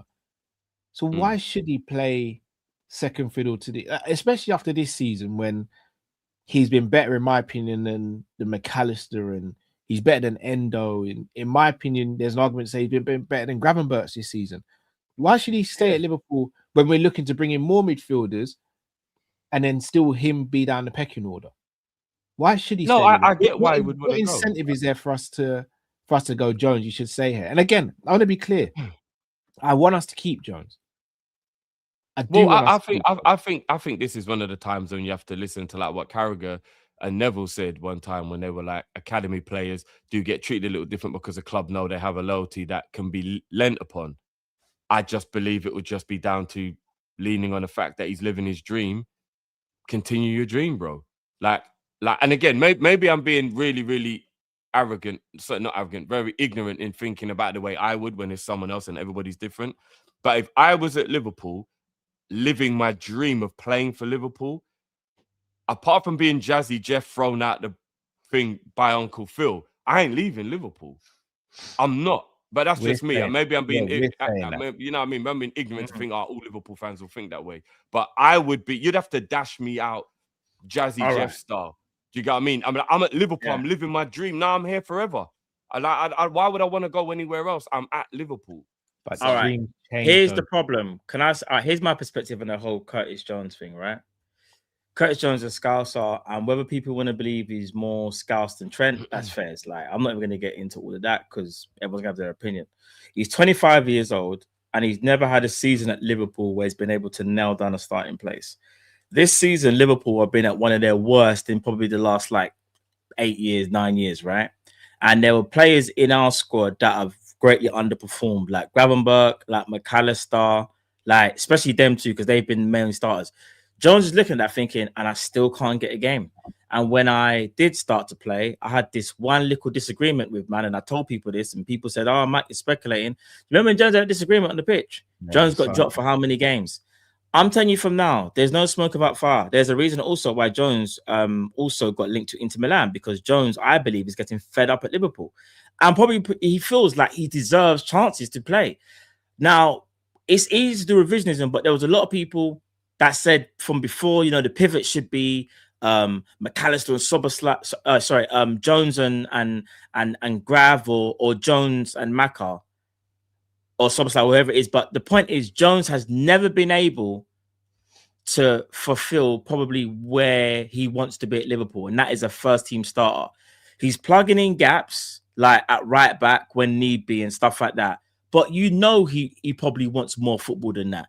And I think he probably is getting sick and tired of being a rotation player. He saw the same thing, with Harvey. And he's probably thinking, I stayed obviously because I felt more involved last year, and I was a big squad player, but I thought I'd take that next step. Drift, there's only a certain amount of time, I think, even for him as a scouser that probably sits there and goes, I can't just be a squad player forever. Because if we all sit here and say Curtis Jones is a good player, he's going to think more of himself than we do. So he's going to be thinking, I should be playing ahead of a man like Maka when Maka can't even move at times and grab when he's doing the skanky leg. Do you get what I'm trying to say? Yeah, so if you're Liverpool, hear this. If I'm not mistaken, it's today. Apparently, there's no news on Curtis Jones' contract. I think his deal runs out in 2027. Yeah. I think it is. Not 28. Broski. Jones is either going to get sold or he gets a contract extension. There's no like wait and see. I'm just hoping it's an extension. I think it would be a massive, massive mistake from the club to let Jones go. And I would like to hope that he would feel it would be a mistake if he left. And I do understand exactly where you lot are coming from. But being 25, you want to play week in, week out now. I totally get that. Like I said, maybe I'm being ignorant to the fact that he's a Liverpool fan. So am I. He would think the way I would. But I just can't imagine caring more about playing than being at Liverpool. But yeah, maybe he's different. But I wouldn't. Do you know what I mean? Like, because he plays a significant amount of time. He's not Endo. He believes like Liverpool. Minute. I don't think we can ever question Curtis Jones' commitment. If anything, Drift, this is where, again, like this is gonna sound not even harsh, but like it's the whole manager issue. The coach, like the coach is like, I don't want to put every single thing down to the coach, but I do feel like player relationships have kind of gone down the drain. Hence why we've been speaking about some of the, the leadership group leaving. I'm reading something from Fabrizio right now, and it says there's no agreement with Curtis Jones on a new contract. Everything is on standby between the player and his camp in Liverpool. Several clubs are tracking Jones. There was interest from the Premier League and Inter Milan in January to remain keen on the player. I thought, let me just double check, and maybe I'm going mad. Maybe Curtis Jones, his contract runs out in 2028. Bro, it runs out the same time as Virgil's, bro. Yeah, I promise you. Curtis Jones is either sold, and we're going to get pissed off because we know he wants to stay. And I think Curtis Jones deserves way more playing time than what's been given this season. He's only been given more playing time because there's been injuries. When really, truly should have been given more playing time because players have been underperforming. Hold that there, Matt. Hold on. Do you get what I'm saying? Matt, you're spot on. Absolutely spot on. But I want to ask a question. And let's be honest here, guys. If you could choose, Matt, how many midfielders would you sign in the summer? Let's say you're running things. What would you do? All right, is this from the premises? Who's been sold, or is this a squad exactly the same right now? You tell me. Who would you sell, and then how many midfielders would you bring in an ideal? All right, I'm bringing in a DM, and I know people don't hate me for this. They're gonna hate me anyway. They do. No love chat, but I would sell Endo. I'm bringing a DM, so I get like a proper DM. So that squad player that Endo is now a full-time DM. DM, whatever. I'm not talking just DM where he just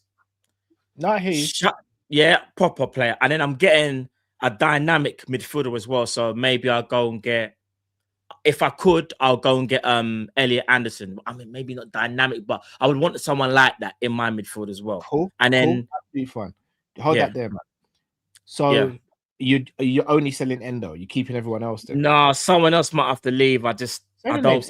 It's McAllister, isn't it? I think McAllister might have to leave still. Even though I still think he's a top player, I just feel like at Liverpool, for what we want to do, and if this manager stays, the manager's going to keep highlighting his deficiencies, and I don't believe that he can make him back into the player that it was before, per se. I'm going to go on the assumption if you could choose, Shermany would be the DM you'd bring in, yeah? Yeah, as an example, Shermany. So let's say you got Shermany, Anderson. Yeah. Who'd be your starting two? Shermany and whoever. No, give me a name. I mean, you say starting two, but again, there'll be games where we might need to play a 4-3-3. No, but just give me your starting two. Who's your pivot? I don't have a particular starting two. There's got to be two, Matt. No, but we do this all the time. It's about having a squad. You play who's in form. No, but Matt, it's not about having a squad. Hear me out. No, because we have to bring context. Because this is what we do. We say who we starting. All right, is the player in form? If Shermany is in terrible form, am I going to start Shermany? No. Am I going to start him? No. I want him to build. We're trying to build a squad. I'm not saying we're not just the first 11. All right, who would be your starting two at centre back? Virgil and Konate, right? That's because there's Xhaka and Leone, fam. No, they're youths, bro. That's my point. But that's your starting two. So who's your starting two for the midfield? But it's a different argument because we got more quality midfield than we have in defense. It's not a different argument, Matt. I'm just Just asking. about that, Matt. Isn't it easier to do First game of the season, Matt? Everyone's fit. Who's starting? Whoever's on form, my bro. Bro, just first game of the season, Matt. Who are you starting? I don't know because I don't know who's on form. I need to see pre-season. I could give you an honest answer. All right, they're all on form. Who's starting? I don't. It depends what who are we playing. Give me the opponent around it, bro. Just give me the opponent. Just give me the opponent. Give me the opponent. Bournemouth. Oh, Bournemouth. I'm going because I want to be. See, again, it's about the opponent. I'm going Shermany and probably Soboslai to start. That's what I'm starting with. To start. So let's say they're your two starters. Yeah. Who's your third choice then? Gravel Jones, whoever's in form. So Elliot, your son Elliot's become your fourth choice midfielder then, effectively. Oh yeah, I forgot about it a minute still. They'll have to fight it out. I'm not the coach. Nobody, and now again, this is my point, no man. If we're gonna sign two midfielders, which is what I want as well, I'm not bringing in a midfielder who's worse than Jones. So if I'm Curtis Jones again, wait now there. hear me out, Matt. Hear me out. Let me land. If I'm Curtis Jones and I'm going, they brought in Shermany, and in my world they brought in Manu Kone as well. If I'm Curtis Jones, I'm going, all right, cool. So I've seen two midfielders leave. I've seen two more come in. My position might still be the same in the squad.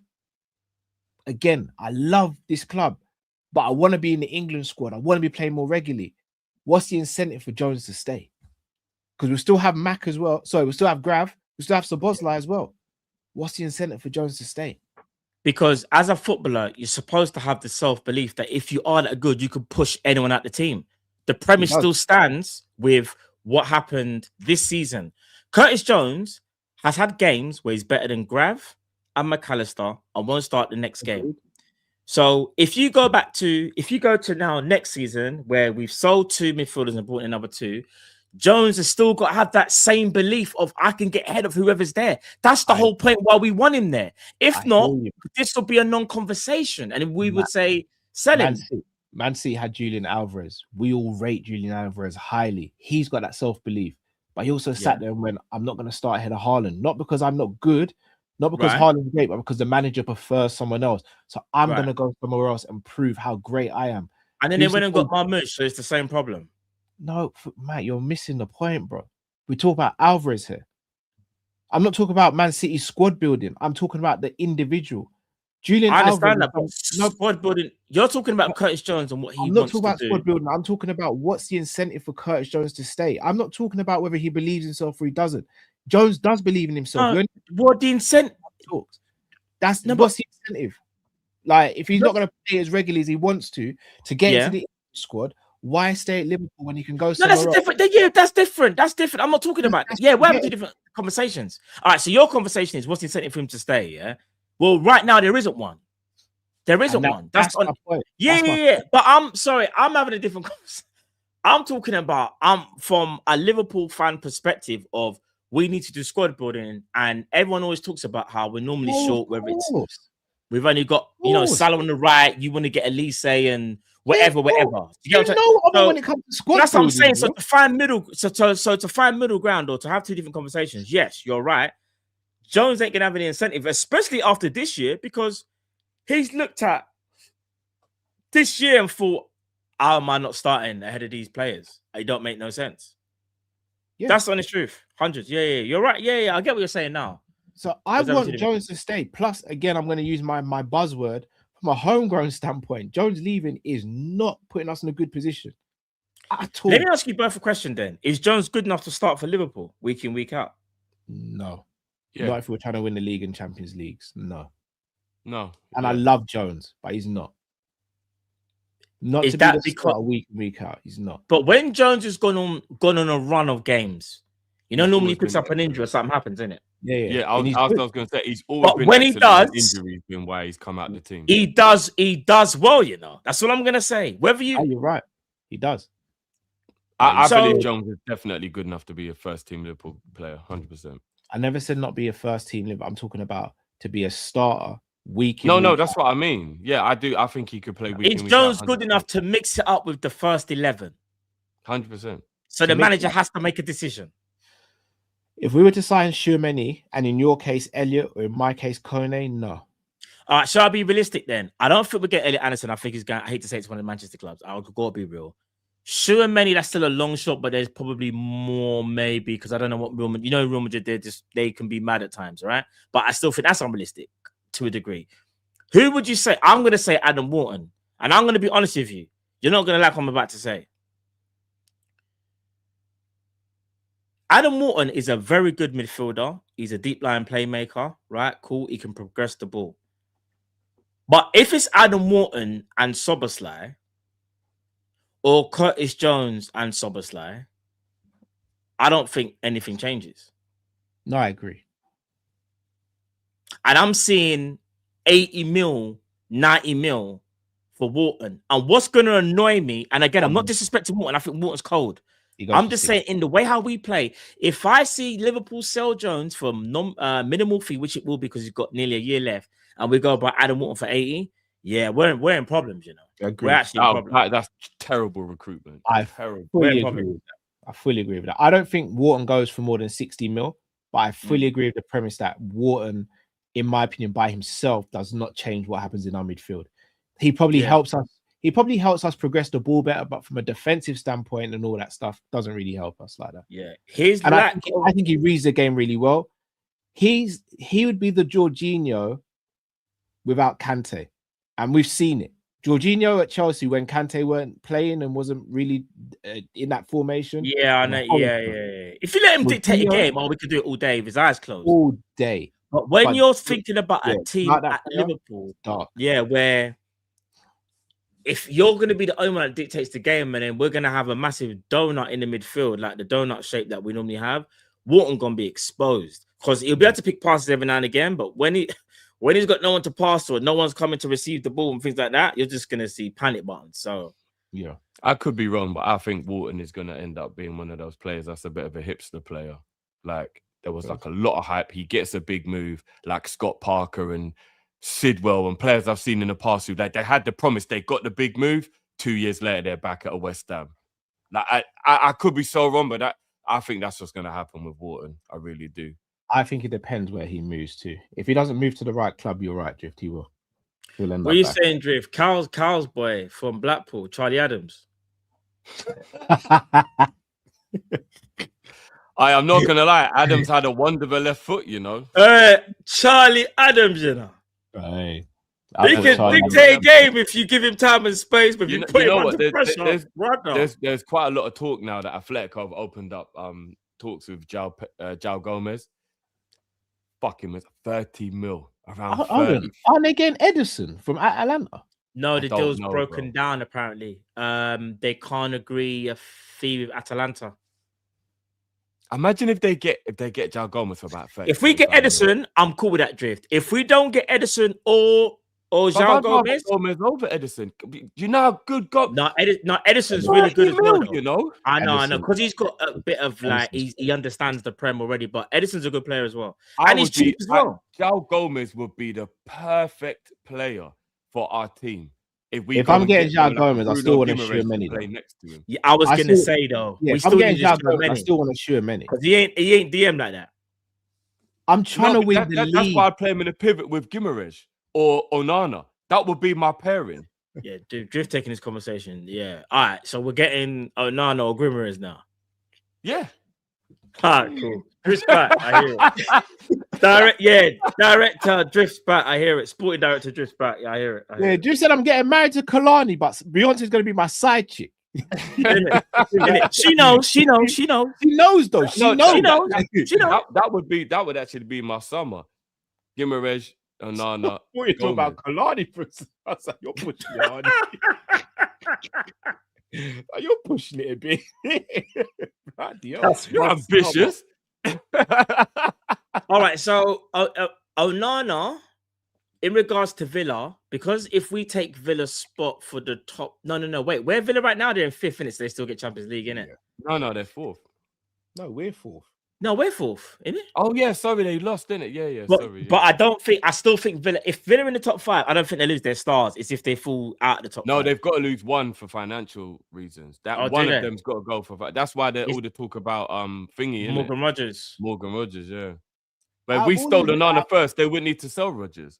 No, but I think Rogers would present as command the biggest fee. Yeah, he would command the bigger fee. Yeah. All right, out of all the Villa's players, yeah, he is Onana your first choice out of all the Villa players, Jeff? Yeah. I do think Rogers is a better player than Onana, but we don't need a Rogers style of just play. right. I agree. So Onana, 100% would be Onana. Onana, Rogers is better, but we don't need Morgan Rogers. We don't need Rogers. Why would you get Morgan Rogers when you got Soboslai and Vert? It don't make sense. He's not a winger. Yeah, and he's a 10. Shall I be real with you? 2 things that would worry me with Onana. The injury record is the biggest thing. 2, I hear that. I still would worry about progressing the ball through midfield. Not if we've got Guimaraes. He can't be the progressor, I'll be real.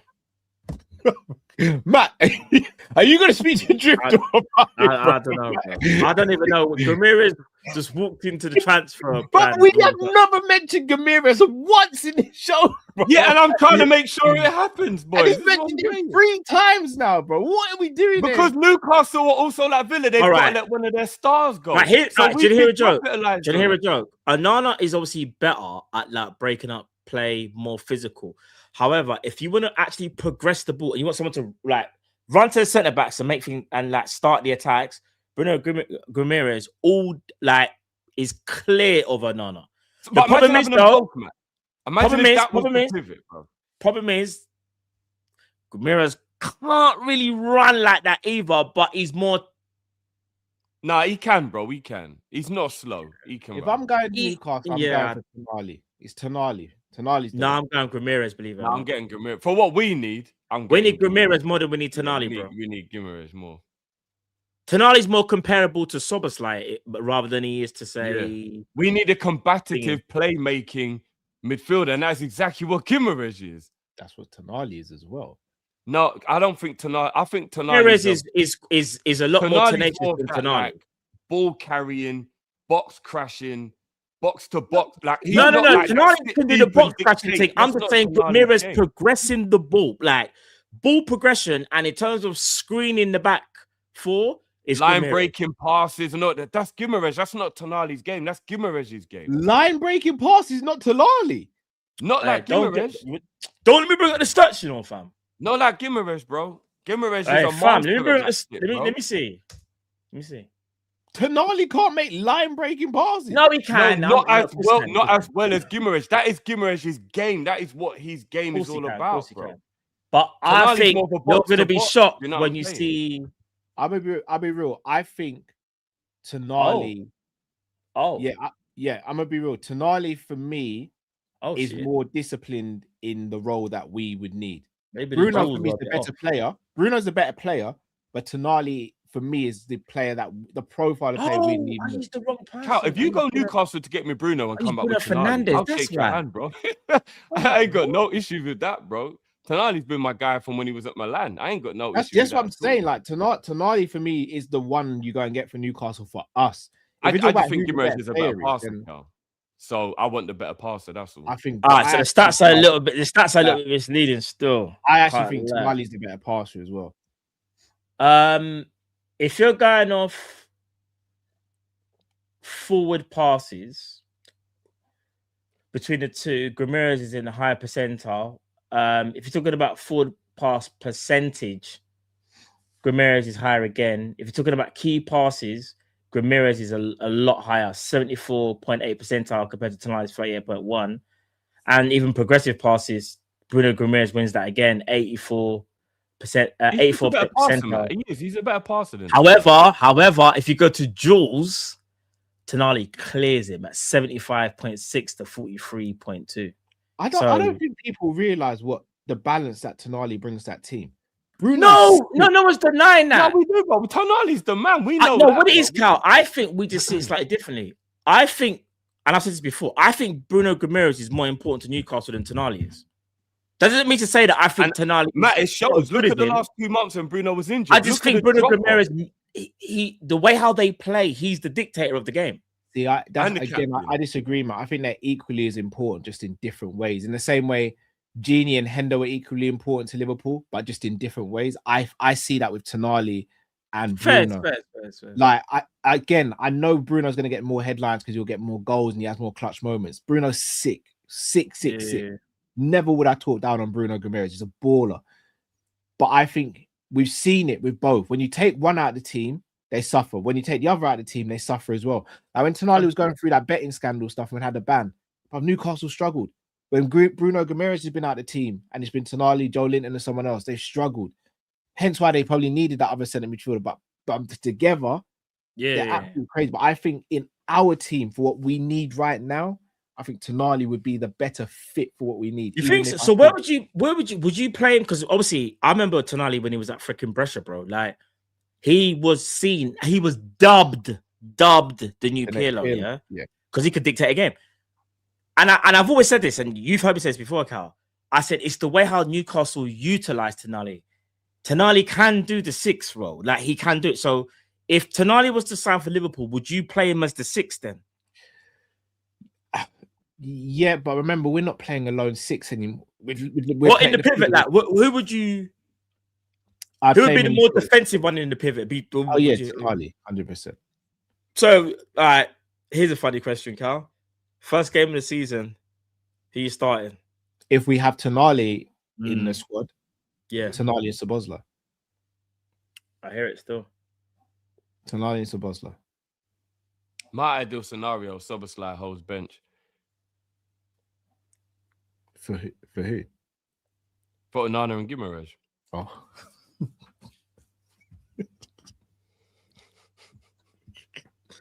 We're trying to bring in one player, just trying to just mash up the whole. I'm trying to bring in 2. Again, Onana worries me with the injuries, and I don't think he's great with the ball progressively. He's not. He can drive with the ball if you give him space. He's a lot better with the ball than you think. You can do that though. I've already got Graham Birch. I know. No, but Onana does it without, like, he's got like a little bit more to his. But you know, we're talking over there about Graham Birch has kind of got that one move now. People are figuring it out.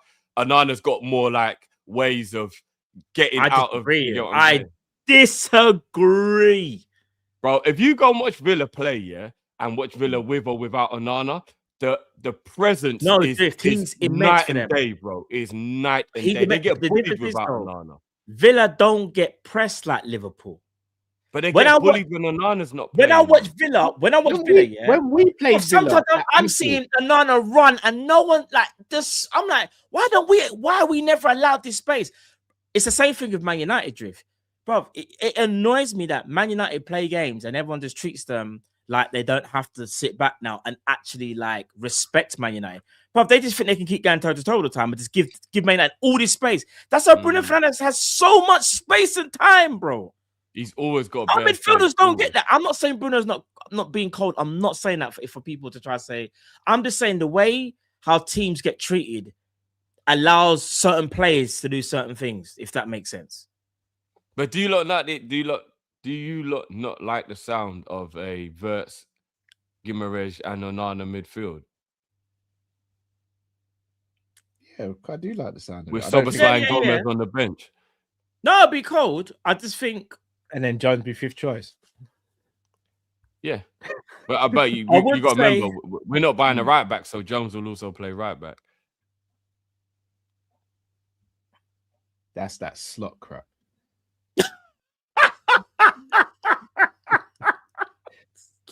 That's that slot crap. It almost made me swear, bro. Hey, bro.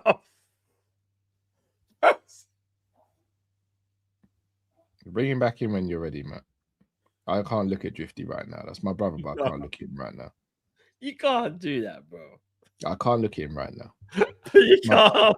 Can't look at him. That's it. That's that slot crap. No. Do you know what? Yeah, I swear. Am I wrong? Somebody tell me I'm wrong, though. No, we can't be. Jones or Szoboszlai playing right back next season. Are you trying to make Jones regret his decision for staying by playing him on right back, Drift? Maybe we can configure him into a proper right back. Yeah. I told you that slot crap, bro. Yeah, just fully gone, bro.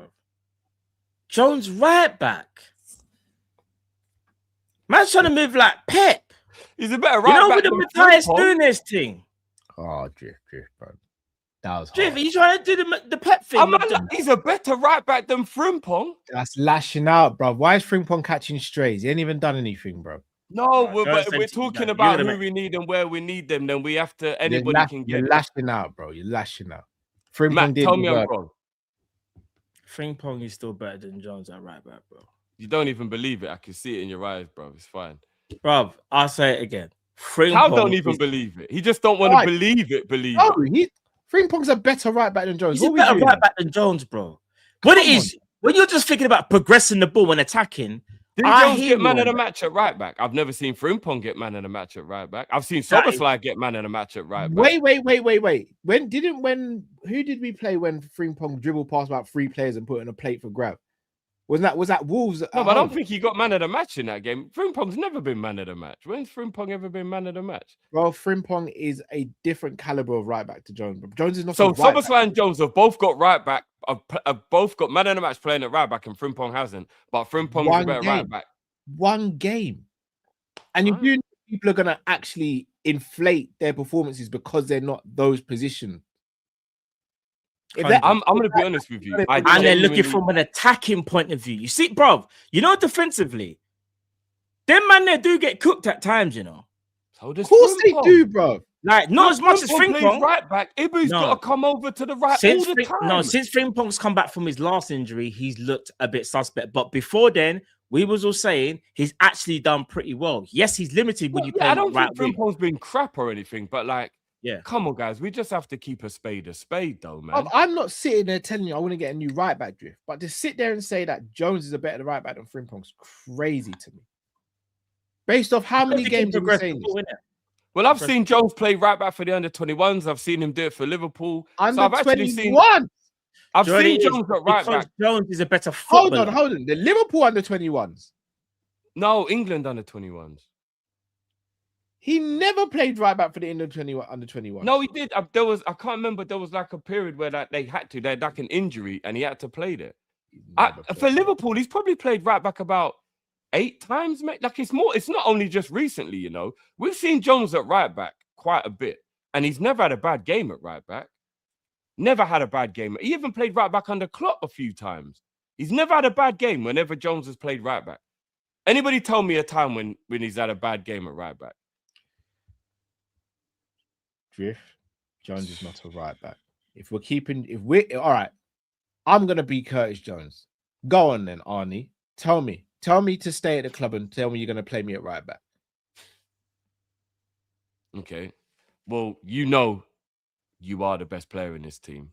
I'm not gonna say it in front of the others. You are the best player in the team. And that is the reason why I put you in a multitude of different roles, because nobody can do what you do.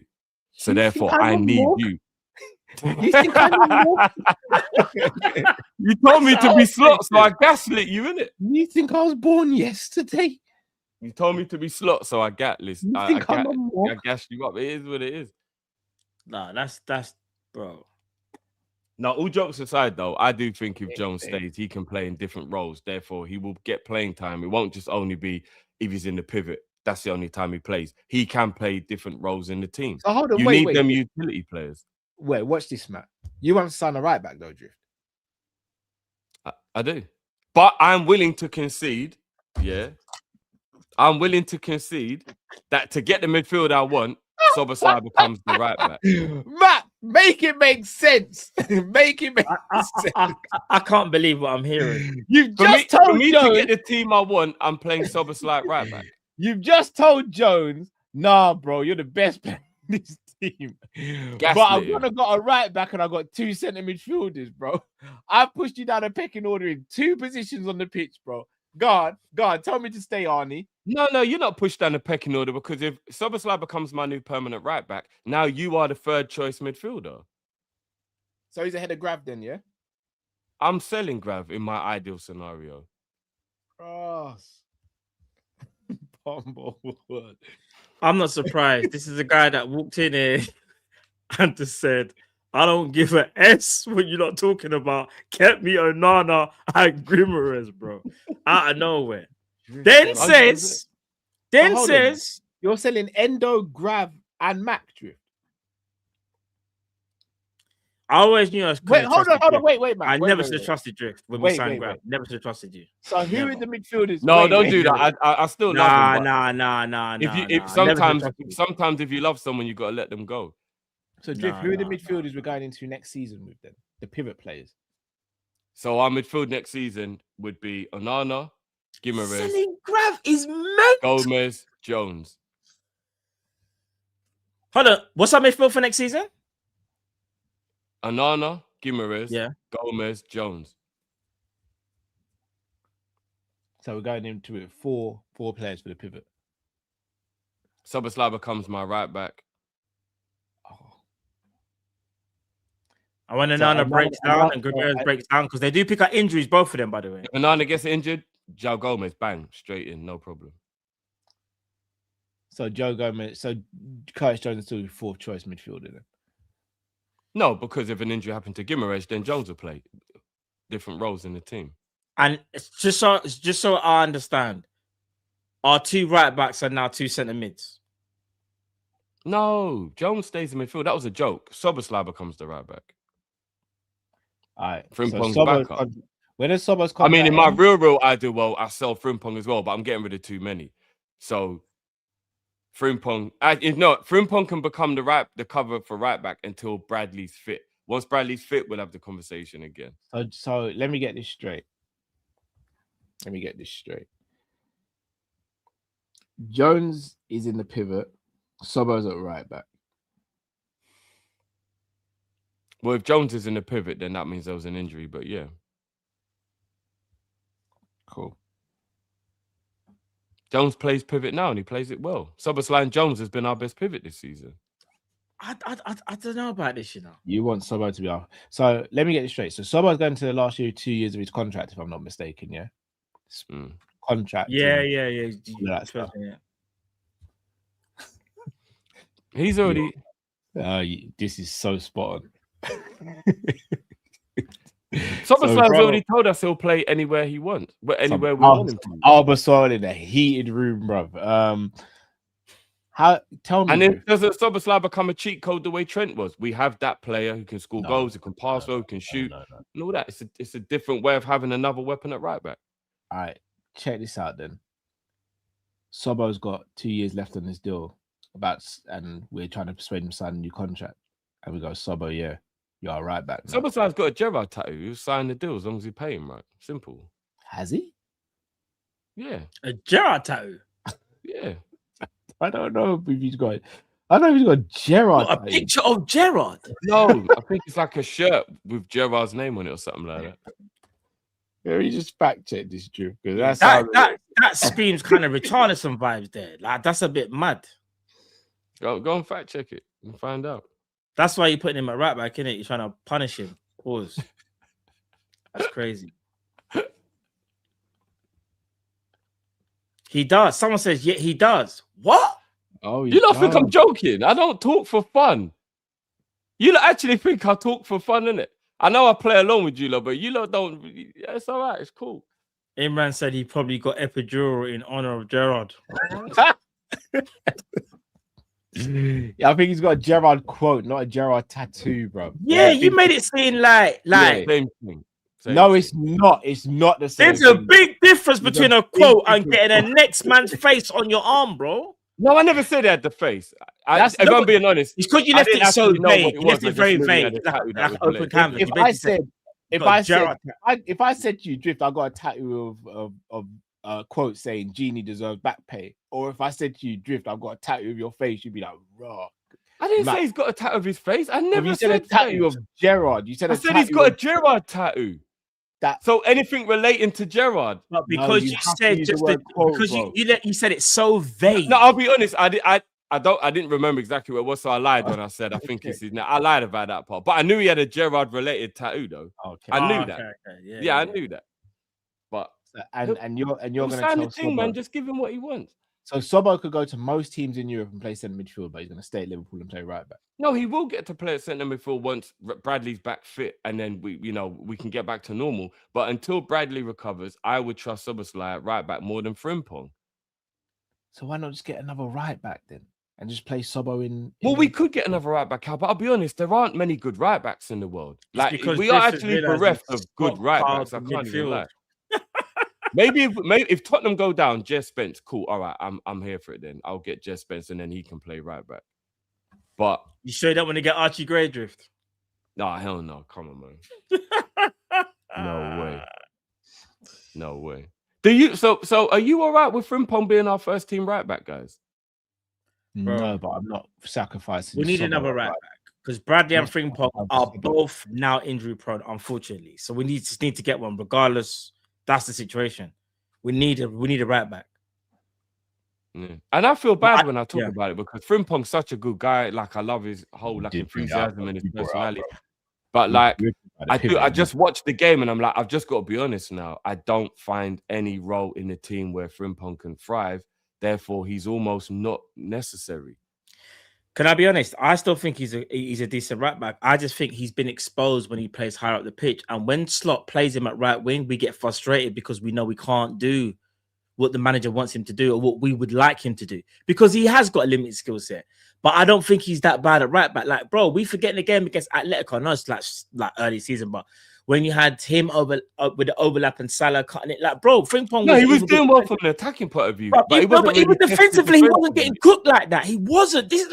It's like I've seen Ibu have to go over and help him. How many times when he came back from that last injury, I can admit he looks fried.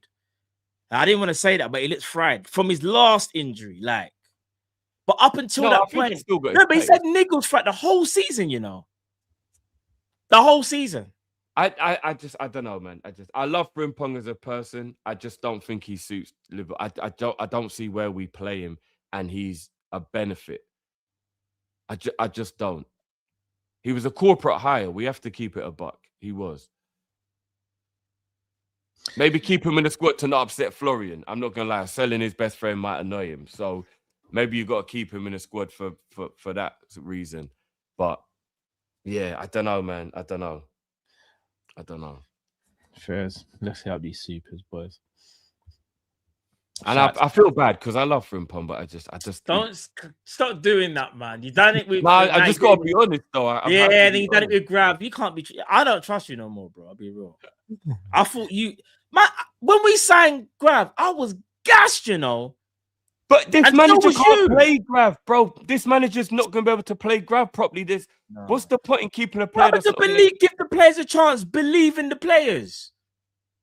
No, I like Grav. That used to be you know. I want my ideal. I'm gonna be real, Drift. I'm gonna be real. You giving other players more than one season. Yeah. Gravenberch has been here for 3 years. You know, I'm talking about 3. You know who we're talking. We ain't gonna start that conversation now, bro. Okay. No, but I'm not gonna lie.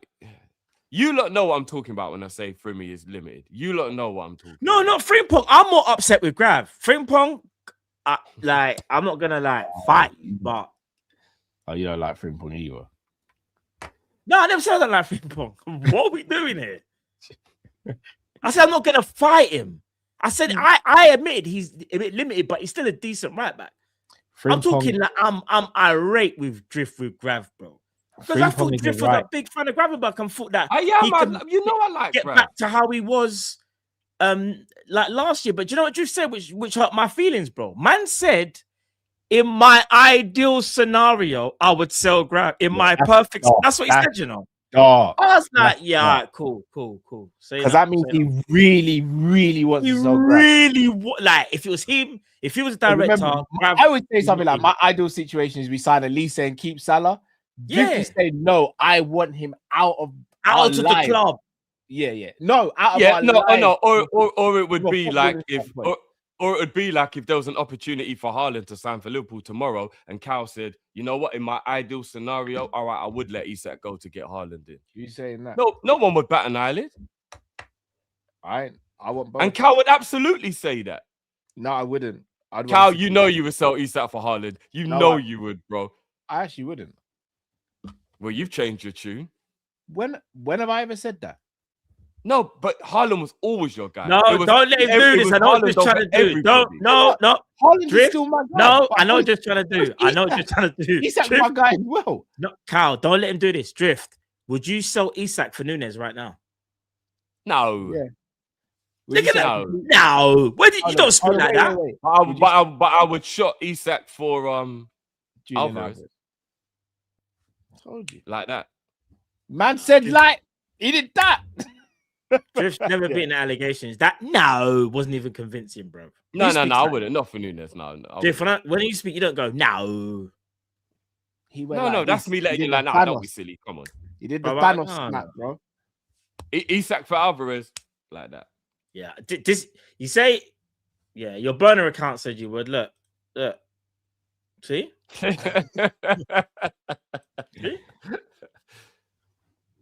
Crazy. Shout Cat Sunday says, fellas, I'm trying to tell you, my Madrid friend, that Klopp to Madrid would be a horrible match. I don't think that happens. There have been some rumors. I don't think so. No, he likes being you can't tell him what to do, like how Madrid would. Klopp, yeah, he wouldn't like the way you're dictated to by the owner. TAA9 says Mama kicks like Mignolet gives me heart attacks.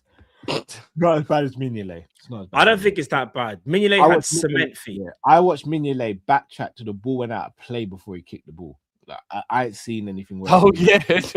Oh my god, yeah. No, yeah. Mignolet, it's just like he was scared. I think we did that game live. No, we didn't. We did. Anytime there was distribution with Mignolet, we were cooked. It was almost like what Donnarumma did in the cup final, but just yeah. You know, Karius had better footwork than Mignolet. Yeah. No, but Karius' distribution with his feet was all right, to be honest. Yeah, it was. He just couldn't says, throw. Want Alisson to stay. Still unsure about Mamba as number one. Don't think he's better than Kelleher. Would bring back Kelleher to take over from Ali Prem proven. Fairs, I think Mamba is better than Kelleher. As much as I love Kelleher, I think he's better than Kelleher. Aminor says, Drifty, did you watch us beat Brentford? Hold the L for Sunday. I watched until you went 2-0 up, and then I was like, nah, this is match fixing.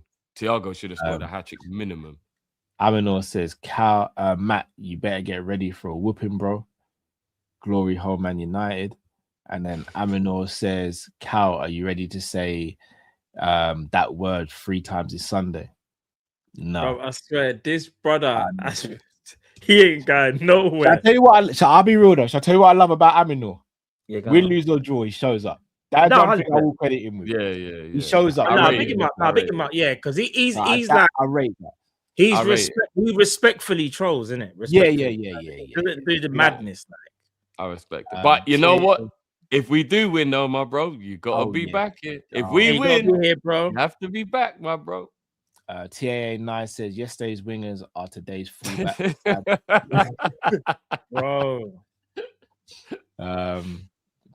Also going to say Trent and his family never loved Liverpool like that. It's their business, so I don't care. But the whole family wanted out of Merseyside long time. LOL. I've heard differently, but fairs. Foot LFC says the convo Cal had with Tom and Hassan about wearing other team shirt was crazy. I can even understand why it was even a debate. I 100% agree with Cal. Liverpool and Jamaica bun everyone else. Matt, let me ask you: would you wear another shirt, or would you buy another club shirt, just in general? No, I've only got Jamaica, Liverpool. I got gifted a Barca top with Dino in the back in 2003. That's the only other gift that was given to me. Would you buy a Barca shirt? I would never buy it though. I didn't buy it. It was gifted to me. Because what about international shirts? Would you wear like a Brazil shirt or an Argentina shirt or anything like that? When I was Argentina. When I was no, not Argentina. Oh, no. No, I'm just giving you. On the coach.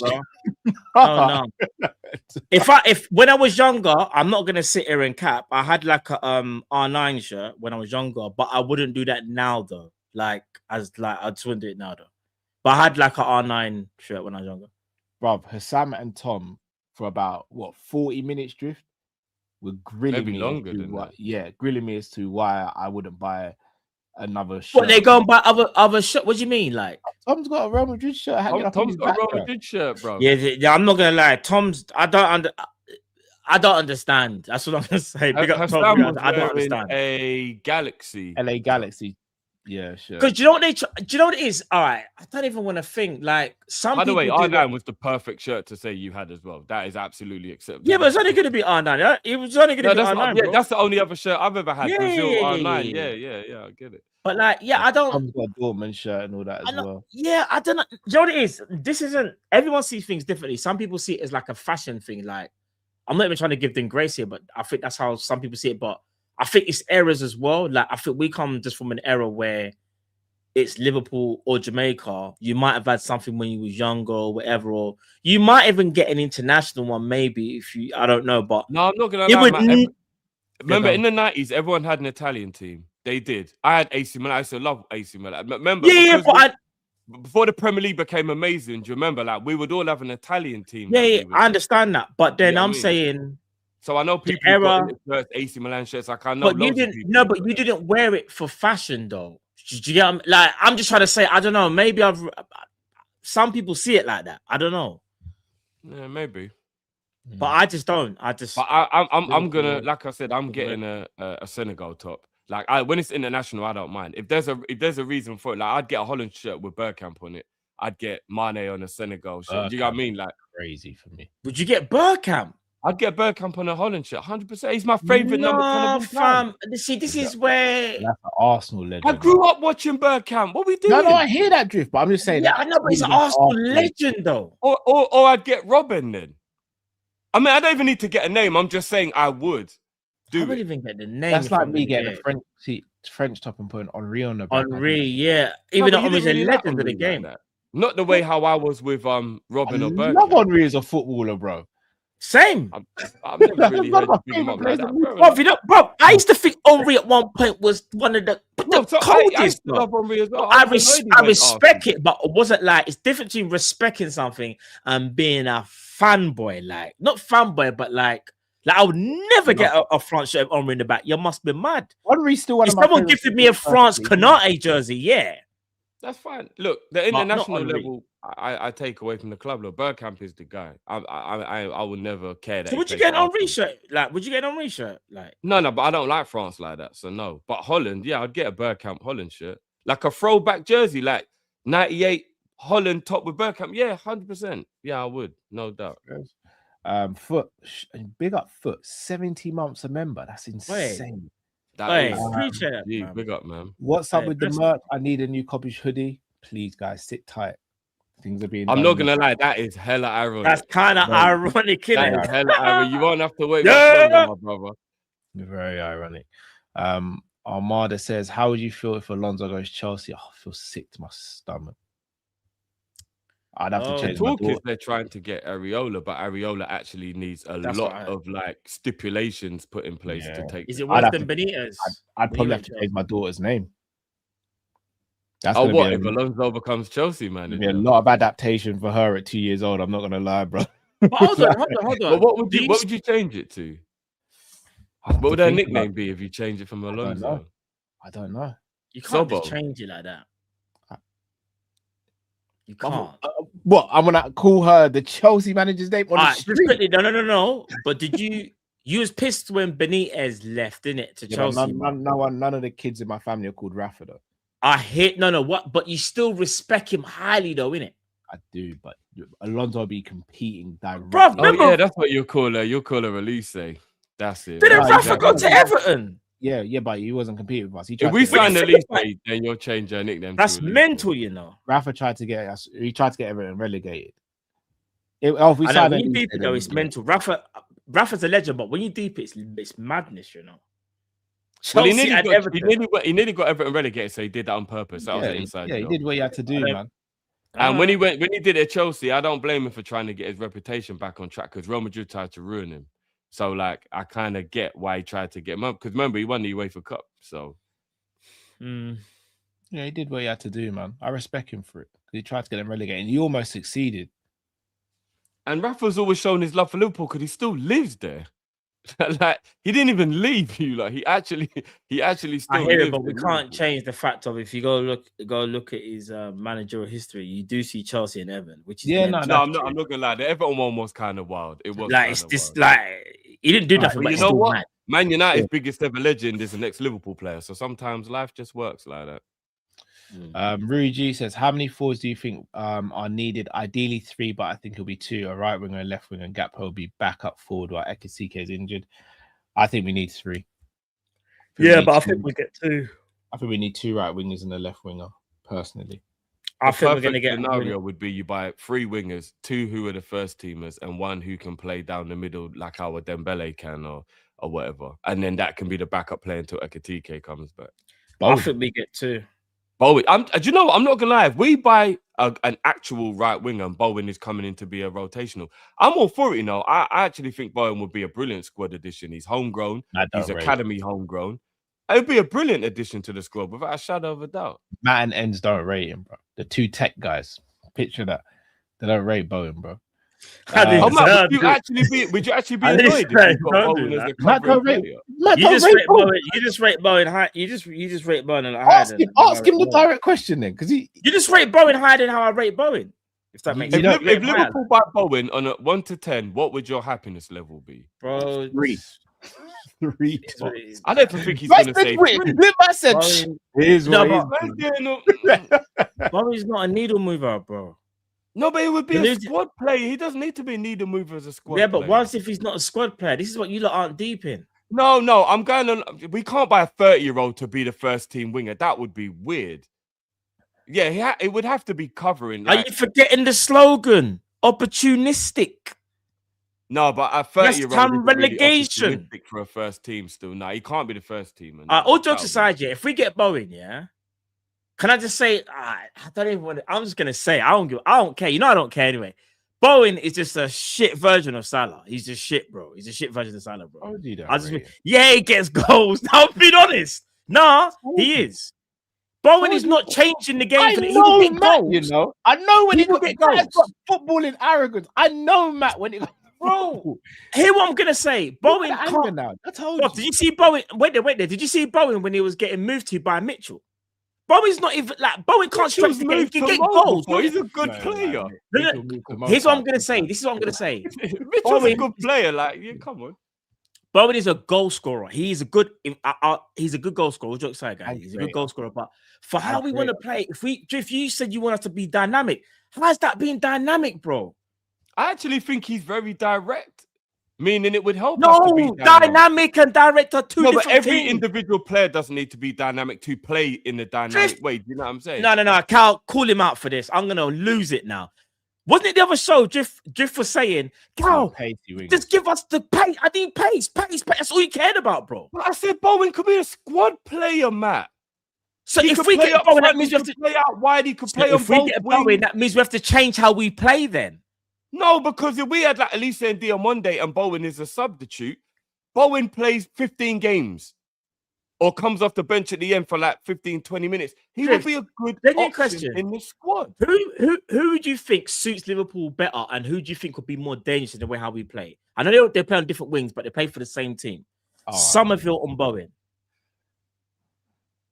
I think Bowen is a better goal threat. I think Somerville is a better creator. He's more chaos. Somerville's more chaos, which can create chances or whatever. But Bowen will get you more statistically. Yeah, Bowen I agree with you. Bowen will up the numbers more. I agree, but I think Bowen will get more goals. Yeah, but I think really mad. How many goals and assists has Somerville got this season in the league? Not that high, but that's not my point. In the league, I don't know. It's about 5 goals and 1 assist. He had a purple patch, and everyone is gassed. I'm not. No, because you don't know where I was going with my next point. Look at Doku. Yeah, Doku has like 5 goals in like 6 years. Obviously, I'm exaggerating, right? But Doku opens up the game for City. He's frustrating, but he opens up the game. I'm not gonna lie. I would take Doku at Liverpool in a heartbeat. Cal wouldn't. He'd rather Bowen. Let him stay with Bowen. Would you really? Let Cal get Bowen. Nah, I know Doku's frustrating, but that guy, he's so close. Yeah, and when he does that, and he's opened up the game, for everyone else. Because you can't. Doku is so close to being the guy. You know, swear down, bro. So close to being the guy for the last 4 years. What we doing? Nah, man. No, I think he's more of a Bowen threat, in a dog. relegation team this season's on 8 goals, 10 assists. Last season, 13 goals, 9 assists. Season before that, 16 goals, 6 assists. Yeah, but In Bowen's never had to relegation play team. against the low He's block as playing well, at though. West fam. Ham. Doku plays against low block every single Yeah. flipping game. But But we doesn't. What we doing here? Doku's at the best team in the league. I understand. And can't get more than 3 Hear what I'm goals saying. in a league season. Hear what I'm saying. Hear what I'm saying. No, but I'm you not know saying- he's dangerous, Cal. He's still a part of why I'm City not are saying good. Doku, even though he, I'm not Traore's dangerous as well. I'm not No, saying come on, Doku is Doku- the best winger in the league yet. All I'm saying is he opens up the game and he causes problems because you have to keep an eye on Doku. He's a menace, isn't it? We understand how his end product is not good at times. Yeah, stinks. Yeah, but who's to say? But again, I've just used a player who can just open up a game. I just used Doku because I think Doku is like the complete opposite to Bowen. You see, you got like the stats man, then you haven't got the stats man. But both affect the game still in different ways. All I was trying to say is, I'm not saying I want Somerville, but I'm saying Somerville might be like, that profile of winger. All right, let me ask you this thing, Cal. Would you rather Yandy Monday or Bowen? Yeah. Go on. Say Bowen. No. Shall I tell you why? Why did I not say Bowen? No, hear me out. Why is it taking so long? Why is it not a straightforward thing? Shall I tell you why it's different because I've seen Doku for 5 years, whether it be at Man City or previously. That's my point. His game hasn't really evolved. So you should be saying Bowen. No, because I've only seen 1 season of Diamande, so I don't know if he's going to improve or not. I don't think Doku's going to improve. I think he will. He is only 23. I think he will. Would you rather Diamande or Bowen? I don't know. I think gun to his head, he's picking Bowen, you know. I think he is. He just don't want to say it. Just say it. Just say it. Go on. You're a menace when you want to be. Just say it, fam. Just say it. You don't believe. Do you know what you said? Shall I paraphrase? I think Diamande is a good player, but the 1 season, it makes me wonder. Yeah, it does. So just say Bowen then. Yeah, Bowen then. All right, cool. So why was it so hard for you to pick Bowen? Because I look at Diamande. You're one of them, man. I hear it. Shall I tell you what is with Cal Diamande? went to Camberwell from Brixton to get to Kennington when he could have just literally went straight. No. Shall I tell you why? With Diamande, because Diamande is much younger and he's having a really good season, but he's having that season in Germany as well. Okay. Yeah, the German league frightens me. I've got a little league of PTSD. All right, So I'll go. Would you prefer? Would you say Semenyo or Bowen? Then that may be a bit easier then. Okay, that's fair. Because again, I don't want people to get this like confused. Bowen is one of the most underrated players. He's underrated. To be fair, for the last 4 years. But I'm just thinking, top player. He is a top player. No. All jokes aside, Carl, Bowen's a good player, yeah, but I worry about how we want to play. And you see how we're frustrated with the lack of pace in our team. And if Bowen, let's just say for argument's sake, Bowen turns out to be the starting right winger, I think he will get goals, but I think we might get a little bit frustrated that he's not able to stretch the game, especially if we're only going to have the one winger, because that means we're going to be a bit more one-sided. So let's say that. Would you say Bowen's faster than this version of Salah, though? Yeah, he is. No. Bowen's not slow, you know. Yeah, Salah's faster and he's 34. I'll bet you. How much should I bet? Go check the top speed. This is where I differ to you guys, though, because a lot of people say we need pace on the wings. I'm not one of those people. I'm saying we need technical ability on the wings. Because I look at hear me out. I've not seen Rio beat anyone with pace this season. Right. What's Rio beating players with? His trickery and his footballing IQ, right? Right. But the whole pace thing for me is kind of not null and void, but very blown out of proportion because we don't get space in behind against teams. We just don't. I'm gonna catch you here. No, fair enough. Teams I'm gonna get you though. Teams can see pitch against us because they go, okay, cool. If they've got pacey wingers, we're just gonna take a few steps back. Mane and Salah didn't rely on their pace. It helped, but they didn't rely on it.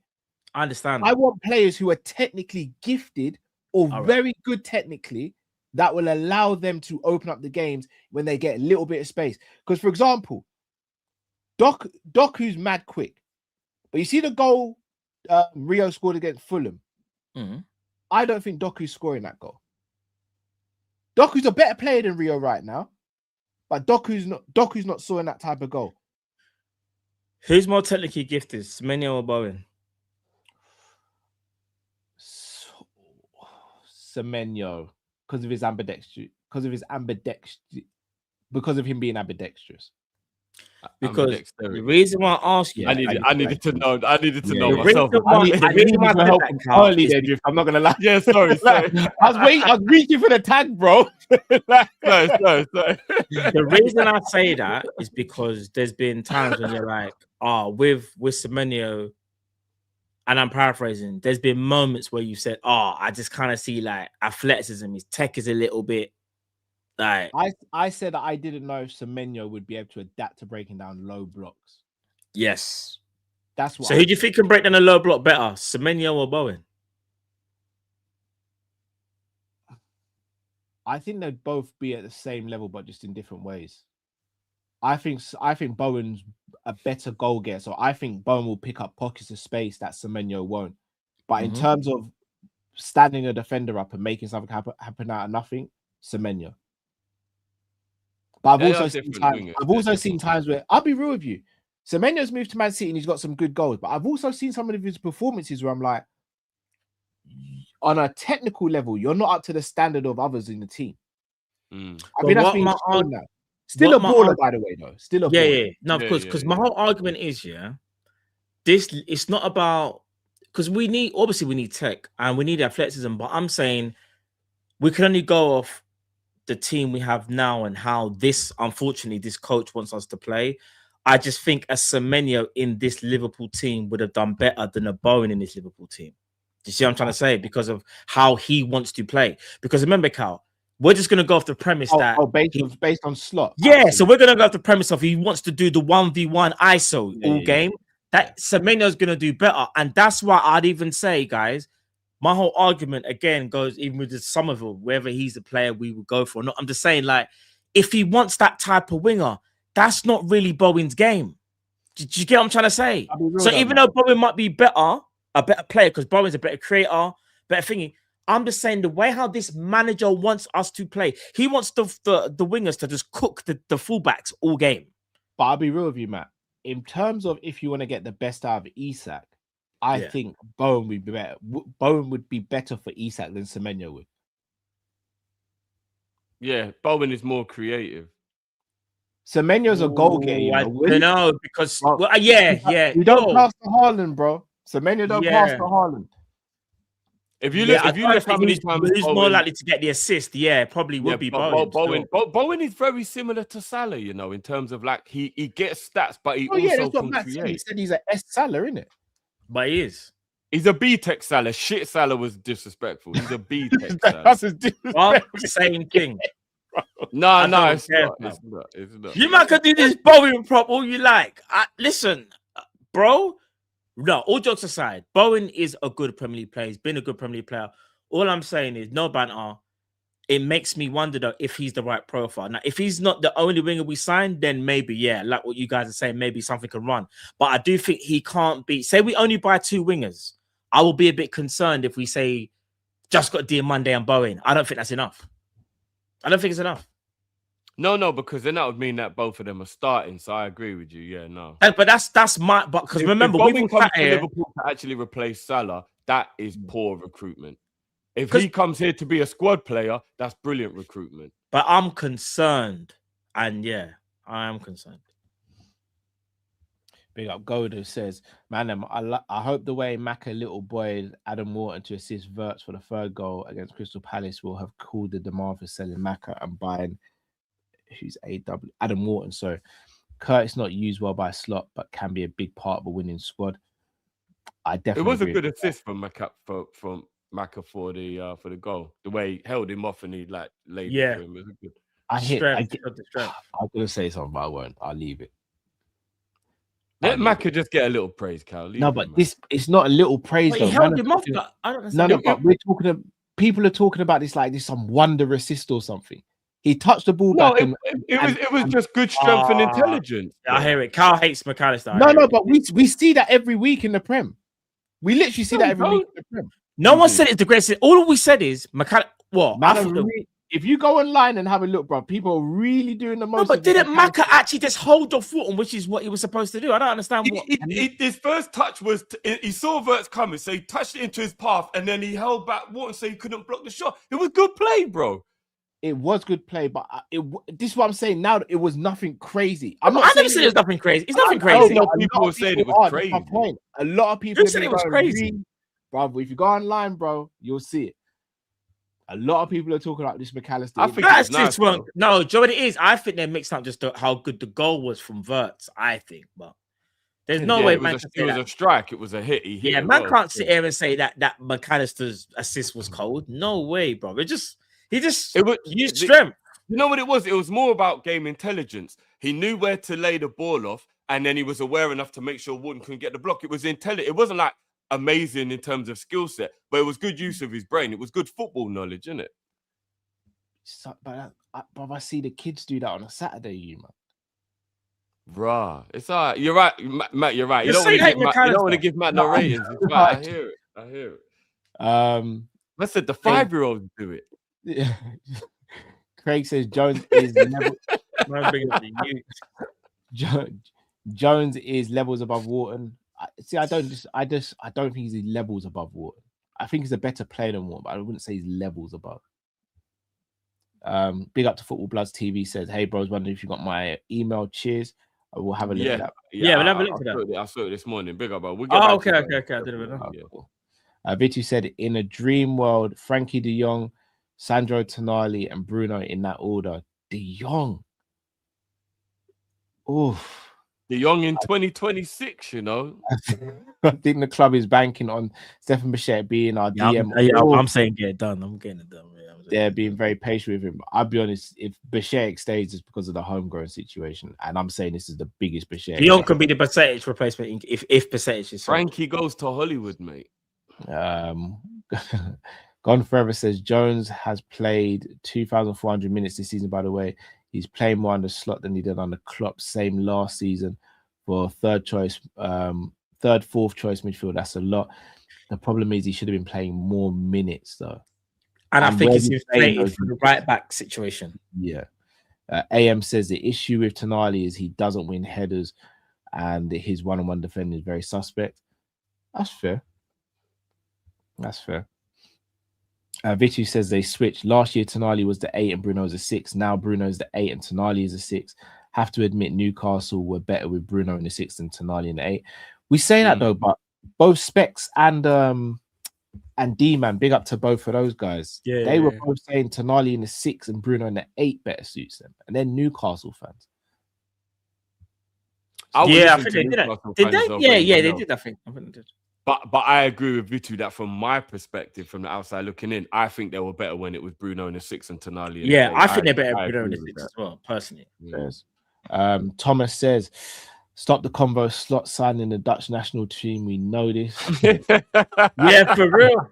The only one we won't sign is Xabi Simons because I think we're getting Dumfries. You know, got an injury. Denzel.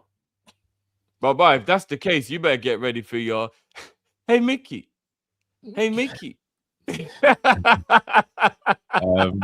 Spring Pong is close. They're going down, bro. Spring Pong is closer to an attacker than he is right back, in my opinion. Most of his best actions are in advanced areas, to be honest. He isn't ideal in the first phase to an Ibu. No, that I agree with. Yeah, I agree with that bit. I agree. Ash says, Drift, you updated your rankings. Grav's still top. Bro. They would never forget that crash. Yeah. I'm not gonna lie, he hasn't done anything to take himself off. I just realized Drift said it from back. Yeah, but never beating the allegations. All this time, Matt, you thought I was the one that didn't really rate. Yeah, no. The enemy was sitting. But that ain't about his ability. That's about his mentality. Just for you to say that on big live stream. That's about his mentality, bro. Come on, you said that on big live stream. No, bro. Matt, one question because we're gonna wrap up soon. Yeah. If Tottenham go down there, we could get Van der Ven and he'd play. Why you asking about Van der Ven, bro? He didn't even let you finish, bro. I just don't understand why he's asking about Van der Ven. Matt is about to crash. No, it's like me saying to Cal right now. Up to the sky and said, "Why are you asking me about Van der Ven?" Because you know what I'm gonna say about it. It's like I hear it. You want me to? You just don't want me. I saw a vein in his neck, bro. Yeah, bro. Why can't I just leave the streaming? Why can't I just? Can I just ask the full question? Gone. But he'd predominantly play as a left back. Then would you be okay with that? 12 mil. They were 12 mil, bro. They're getting relegated, Cal, isn't it? I don't think he's got that kind of. I think he can play a left back, but it'll be a very defensive one. Like, don't get me wrong, I know he could do the kick after the run after the ball thing, but he ain't really got like he ain't got the weaving and you know what I'm saying. He ain't got the yeah. I don't know, man. All right, put it. If we put a bid in, Arsenal the way Matt just belittled him. I know he can do the kick and run after it thing. Run thing. Let's see what happens. Also, Slot hasn't changed how we use Grav to last season. Midfield situation, he used rotations, markers just don't get tight and give them the opportunity to drop the shoulder and go. I hear that as well. Ash says, what pair would you take? Wharton, 65 mil, and Fernandez. Fernandez for 65 mil. Oh, the one from West Ham. Anderson 90 mil and João Gomez for 40 mil, or Bruno G for 80 mil and Alex Scott for 50 mil, 130. Out of those, I'm taking Anderson and Gomez. Yeah, Anderson and Gomez. Yeah, I think. Yeah. I do think Alex Scott is a good player, but I don't think he's Liverpool level. He is a good player, but not just yet. Not Liverpool level. No. Yeah, good little player though. 100. By situationally, this is from Gone Forever again. I mean, depending on the opposition press, i.e., we've seen Gravenberch split centre backs. The issue with Grav in this situation, his best way to progress is to carry. Fully agree. I agree. He can't do Grav next to a DM. If you get Grav, he can't do the breaking lines if he's passing. I agree with that. Who was it the other day that said Gravenberch doesn't realize the concept of the ball travels quicker than you do? Tom. Yeah, was it? Drift agreed with it straight away. Vici says, I don't think we're going with a goal threat winger. It's either a playmaker winger, Cavara-esque, or a workhorse winger, Semenyo-esque. There's a reason we went in for both in 12 months. Yeah, I agree. Let me ask you a question, Matt. Yeah, if we worked in an office, remember the old office that we both worked at? Yeah, so you remember there was. It's not gonna change my mind, bro. No. Remember there was the bit in the middle, where people sat, and then remember there was the. So my seat was here, yeah. Yeah. Imagine if your seat was the opposite side, right? And then we had the island in the middle. Yeah. And every time you needed the stapler, you were like, just pass the stapler, please, bro. And instead of just lobbing it over the thing, which any normal person would do, every time I got up, walked over, gave it to you, and then walked back. And then when I needed it again, I had to get up, walk, collect it from you, walk back. At what point would you be like, that's the thing, man? I hear it. But I'm also not going to... Gravenberch gets up every time, walks over. You're right. Bro. But I'm also not going to get you fired. That's facts. I said in my ideal. I don't want Grav to go. That's your ideal world. That's what makes it. You know what it is, Drew? You didn't say, begrudgingly, if he was. You said ideal world. In my ideal world, it means I'm getting all of the players I want. Sacrifices have to be made. Even Thanos sacrificed his daughter for the man said ideal world. Bruv, the moment you called him a pee hole, bruv, you should have seen the writing on the wall. Yeah. I should have saw it then, bruv. You should have seen the writing on the wall. When he said that, I was like, Drift's not really feeling this Grav stuff. I said he was acting like one. No, you said he was number one. And the wickedest thing is, people still don't know who's 2 and 3. Because there's only one person on the list, fam. How you make a list with one person? No, bro. It's not even a list, bro. That's a phrase, bro. Now it's a phrase. Man said I got a list. One person's on the list, you know. Bro. I That's an You gotta item. start somewhere. If I said I've got a shopping list and I put one thing on the shopping list, you just want me to buy an item, bro. That's not a list. Yeah, that's what I'm saying. Yeah. No, but you gotta start somewhere. Every list starts with one person. Vitu says, and I think Semenyo would have been better for Isak. Semenyo's quality is work rate over tech. Why Slot made the Jacob Murphy quote work rate? That haunts me. Mo, Gakpo, Isak clash because they all want to score before anything. No, Salah and Isak don't clash. Isak and Gakpo clash. Gakpo does not want to pass that ball to Alexander. Do you see Isak response when he did give him the ball? Yeah, bro, you can go. No, but I'm not gonna lie. He threaded through a beautiful through ball, and he did. Unfortunate for Crystal Palace, their defender got back, but that was a brilliant play. I know, but Gakpo still has the. I'm gonna say that Gakpo's played a bit better, but he still has that tendency. Gakpo's the greediest player in the front line. He's the greediest forward we have. I'm gonna say this about Gakpo. Yeah, you lot may agree. I don't think there's any flaw in Gakpo's game technically. I think he doesn't use his brain properly. I think he can pass, I think he can cross, and I think he can shoot. I just don't think he knows where and when to do it properly. Do you think there's a problem technically if you're scared to use your left foot? There's loads of players who don't regularly use their weak foot. We can't hold that against him. I said scared. No, I don't think he's scared. I just don't think he uses his brain properly. He don't trust his left foot, bro. And the thing is, he's. Did I just hear what you said, Drifty? Yeah, bro. Yeah, I don't think Gakpo is a poor player. Technically, I don't. I think the problem is he don't use his noggin. He'll do the wrong. He'll pass when he should shoot. He'll be greedy when he should have passed. I just don't think he uses his brain properly. You don't think he has any weakness technically in his game? No, I don't think he's amazing, but I think he's got good passing, good crossing. People say Gakpo plays football like this. He's a winger. He's good. And you know what? He's even pretty good in the air, Gakpo. Bro. I'm a lying. He's even pretty good in the air. Like, I don't actually think that he has any real flaw in his game technically. I think the brothers. I'm gonna be real. Gakpo's like it's been a long as tall as Virgil, like, and sometimes he gets moved about by like people that you think shouldn't be. No, but again, I think that's a mentality thing. If you've got the size but you don't use it, then that means it's a mentality thing, right? Do you think Gakpo has any outstanding qualities? No, I don't think he has any outstanding qualities, but he's like a James Milner, where like he's got good all-round game. Like he's got, there isn't really anything that he's like. I think all jokes aside, his best attribute is his shooting when he's actually on form. That's it. That's his best. Milner's technically better than Gakpo. I mean, they're totally different players. So, Milner's technically better than Gakpo.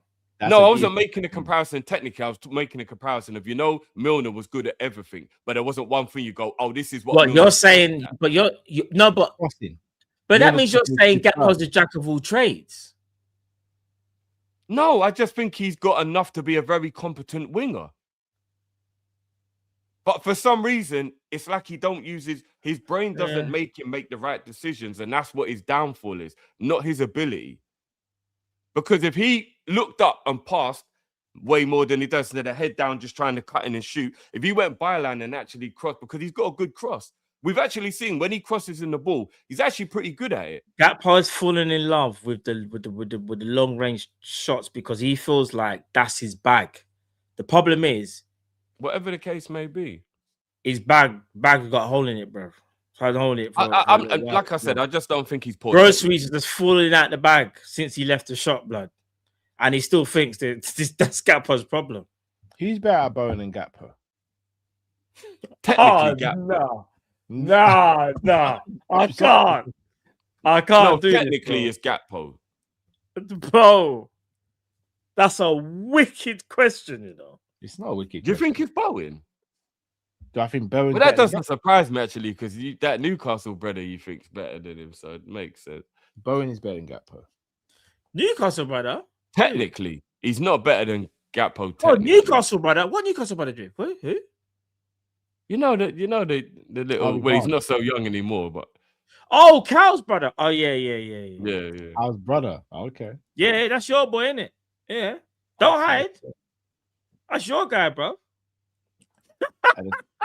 At the time we signed Gakpo, I asked the question: is he better than Harvey Barnes? at the time. You have had an issue with Gakpo from the beginning. I rated the consistency he's been on. I never had an issue. I just do rate it still. That was another disappointing transfer window from Cal. Do you remember, Matt? He was not happy at all when we signed Gakpo. I remember. Yeah, Cal was not a fan of Gakpo. He wasn't a fan. The signing still doesn't make sense to me now. H says Gakpo competent, just cooking stoves off. How does he get 20 plus GA every season if he isn't competent? Is he getting 20 plus GA this season? It's the only time he hasn't in the 3 years he's been here. So I think we can go more with the Bowen for the last few years has been getting 20 plus in West Ham. Bowen's a good player. I never said Bowen ain't a good player. Bowen's the main guy at West Ham, though. We got to kind of like throw in some. And he doesn't play against low blocks. It would be interesting to see what Bowen's like against low blocks. Gakpo's been the main attacker for Liverpool this season. How about that? Say that again, sorry? Gakpo's been the main attacker. Ekitike was the main. In the manager's eyes, Gakpo's been the main attacker for Liverpool because he probably played more minutes than all those guys. Hold on, no, wait. Yeah, but he wasn't the focal point. It was still Ekitike. Gakpo's never been the focal point. Yes, he's played enough minutes when needed, but Bowen's not the focal point for West Ham.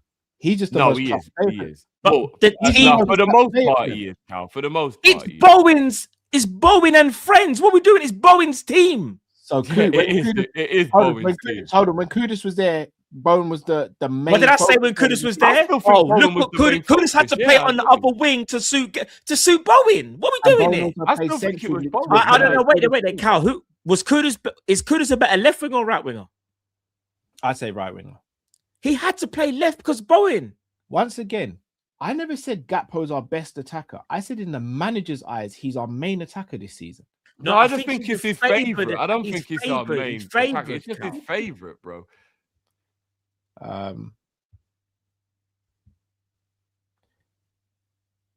Shout out to No Hate in My Holler. Big up yourself. Shout out to Ypsilon says Matt thinks he can talk to Bone. Okay, Lazar, Matt. Wow, that was a stray for no reason. For no reason, bro. Cool, I told you, bro. When people don't like your opinion on something, and it's crazy. All right, but look, Matt, Jiff, have you guys got anything coming up on your channels over the next 24 hours? Not tomorrow. 24 hours, but obviously Champions League midweek, guys. Yeah. So come and join us for some Champions League action. I'll be doing the Arsenal game, and Matt will be doing the Munich game. So we're gonna have. Are they both on the same days? Sorry. No. Tuesday, Wednesday. So yeah, the Tuesday, PSG Bayern, that's tomorrow. I'll be doing that, and then obviously, like Drew said, he'll be doing the Arsenal Atletico Wednesday. Big up, Drift, man. I rate it. I'm watching that game. Oh, I'm watching it with just hate in my heart, isn't it? There'll be more action on the sideline between Arteta and Simeone than there will be on that football pitch. Do you want to hear a joke? I think Atletico are going to win. I don't. I think hope you're that right. I think they might. Well, they're better anyway. Arsenal getting 0-0 away from home and then win at home. I don't know. I don't know. Look, man. No, you know, Lookman being injured is a massive blow. I can't lie. He's injured. Yeah, he's injured, bro. Yeah, Arsenal go massive through. blow. Massive blow. Arsenal, it always happens. Every time Arsenal play a team, the best player from the opposition is out of the game. They need it. Do you know what? If they had Lookman and Alvarez, I'm saying Atletico. Now bro. Yeah, it's a blow. It's a major blow. He might be back for the second leg, but he's not going to play in the first leg. Bro, since he's joined them, he's giving them a different dynamic, you know. Yeah, 100%. Kyle, who you say? Lookman or Bowen? Quickly, before we leave. Who would you take? Lookman or Bowen? Oh, this version of Lookman. Let me ask you a lot of question. If Simeone pulls off the Champions League this season, how high is his level of GOATness? Because for me, I think he then actually becomes involved in the conversation with Mourinho and Pep and them. Look, if he wins the Champions League with Atletico Madrid, I think he's allowed in that conversation. 3 league titles with Atletico Madrid. I know, 2 UEFA Cups, and then he wins a Champions League. I feel like, and that sounds a bit harsh. Has he got 3 leagues with Atletico? Yeah, if I'm not mistaken, he's won the league 3 times. He's been there like 15 years, isn't it? I think it's twice. I don't think it's 3 times. He won the one with Suarez and the one before. I feel like it was 2. Hold on. I thought the Suarez year was the 3rd year. No, that was the second. He's won twice. Even 2. 2 UEFA Cups, 2 league titles, and then he gets a Champions League on top of that at Atletico Madrid, guys. No, but does that not put him in that GOAT conversation? Not for me, no. Champions League, maybe, but not. I wouldn't have him ahead of. Yeah, he's only won the Liga twice. No, not ahead of him, but if he goes, he's allowed to then go and sit in that conversation. That's what I mean. I'm not saying he's above them. He's been there but he's only, and that sounds crazy, he's only won, but he's won La Liga twice. He's won the Copa del Rey only once. He's won the Super Cup once. He's won the he's won the Europa League twice, Super Cup twice. And then add a Champions League to that with Atletico Madrid. Going up against I don't know about GOAT conversation. Nah. It's not enough. I think he might just be just below the GOATs. Yeah, he's close, but I feel like he needed like another La Liga or something to add or maybe to do it in another country. Just one trophy, one major trophy in another country. Fair enough. I'm not gonna lie. If he gets the Champions League, I think it puts him in that conversation. I really do. I do respect what he's achieved there. It's remarkable what he's done up against all of those juggernauts. It's crazy. Yeah. Big up to H says Drift, M&S hazelnut spread banging. What H is it like the Nutella one, but like an M&S version? Because I can imagine if it is, then yeah, I'll have to try that. All right, well, people, we're going to wrap up here. If you haven't already, please do smash the like button, subscribe if you're new to the channel. Going to be redirected over to Monty's channel, Big Six Bands now. If you haven't already, also check out interview with Nick Pete. Very insightful. Season ticket holder at Liverpool. Spoke about the ticket situation with Mo, the fact that I used to work at the Echo and all that. So do check that out. Very insightful. Good news, man. Sick. So yeah, people, do leave your comments as well. It's been a pleasure. Make sure you check out Matt's channel and Big Up tomorrow for the PSG Bayern Munich game, which should be amazing, by the way. And then Drift's channel on Wednesday for Arsenal taking on Atletico Madrid. People, you know, Cal, Big Up as well, man. We need to like live give you a flower for that great interview. Nick's cool, 100. Man. Yeah, Big Up, man. That was good, man. That was levels. The interview was cool, great conversation, and the chat loved it.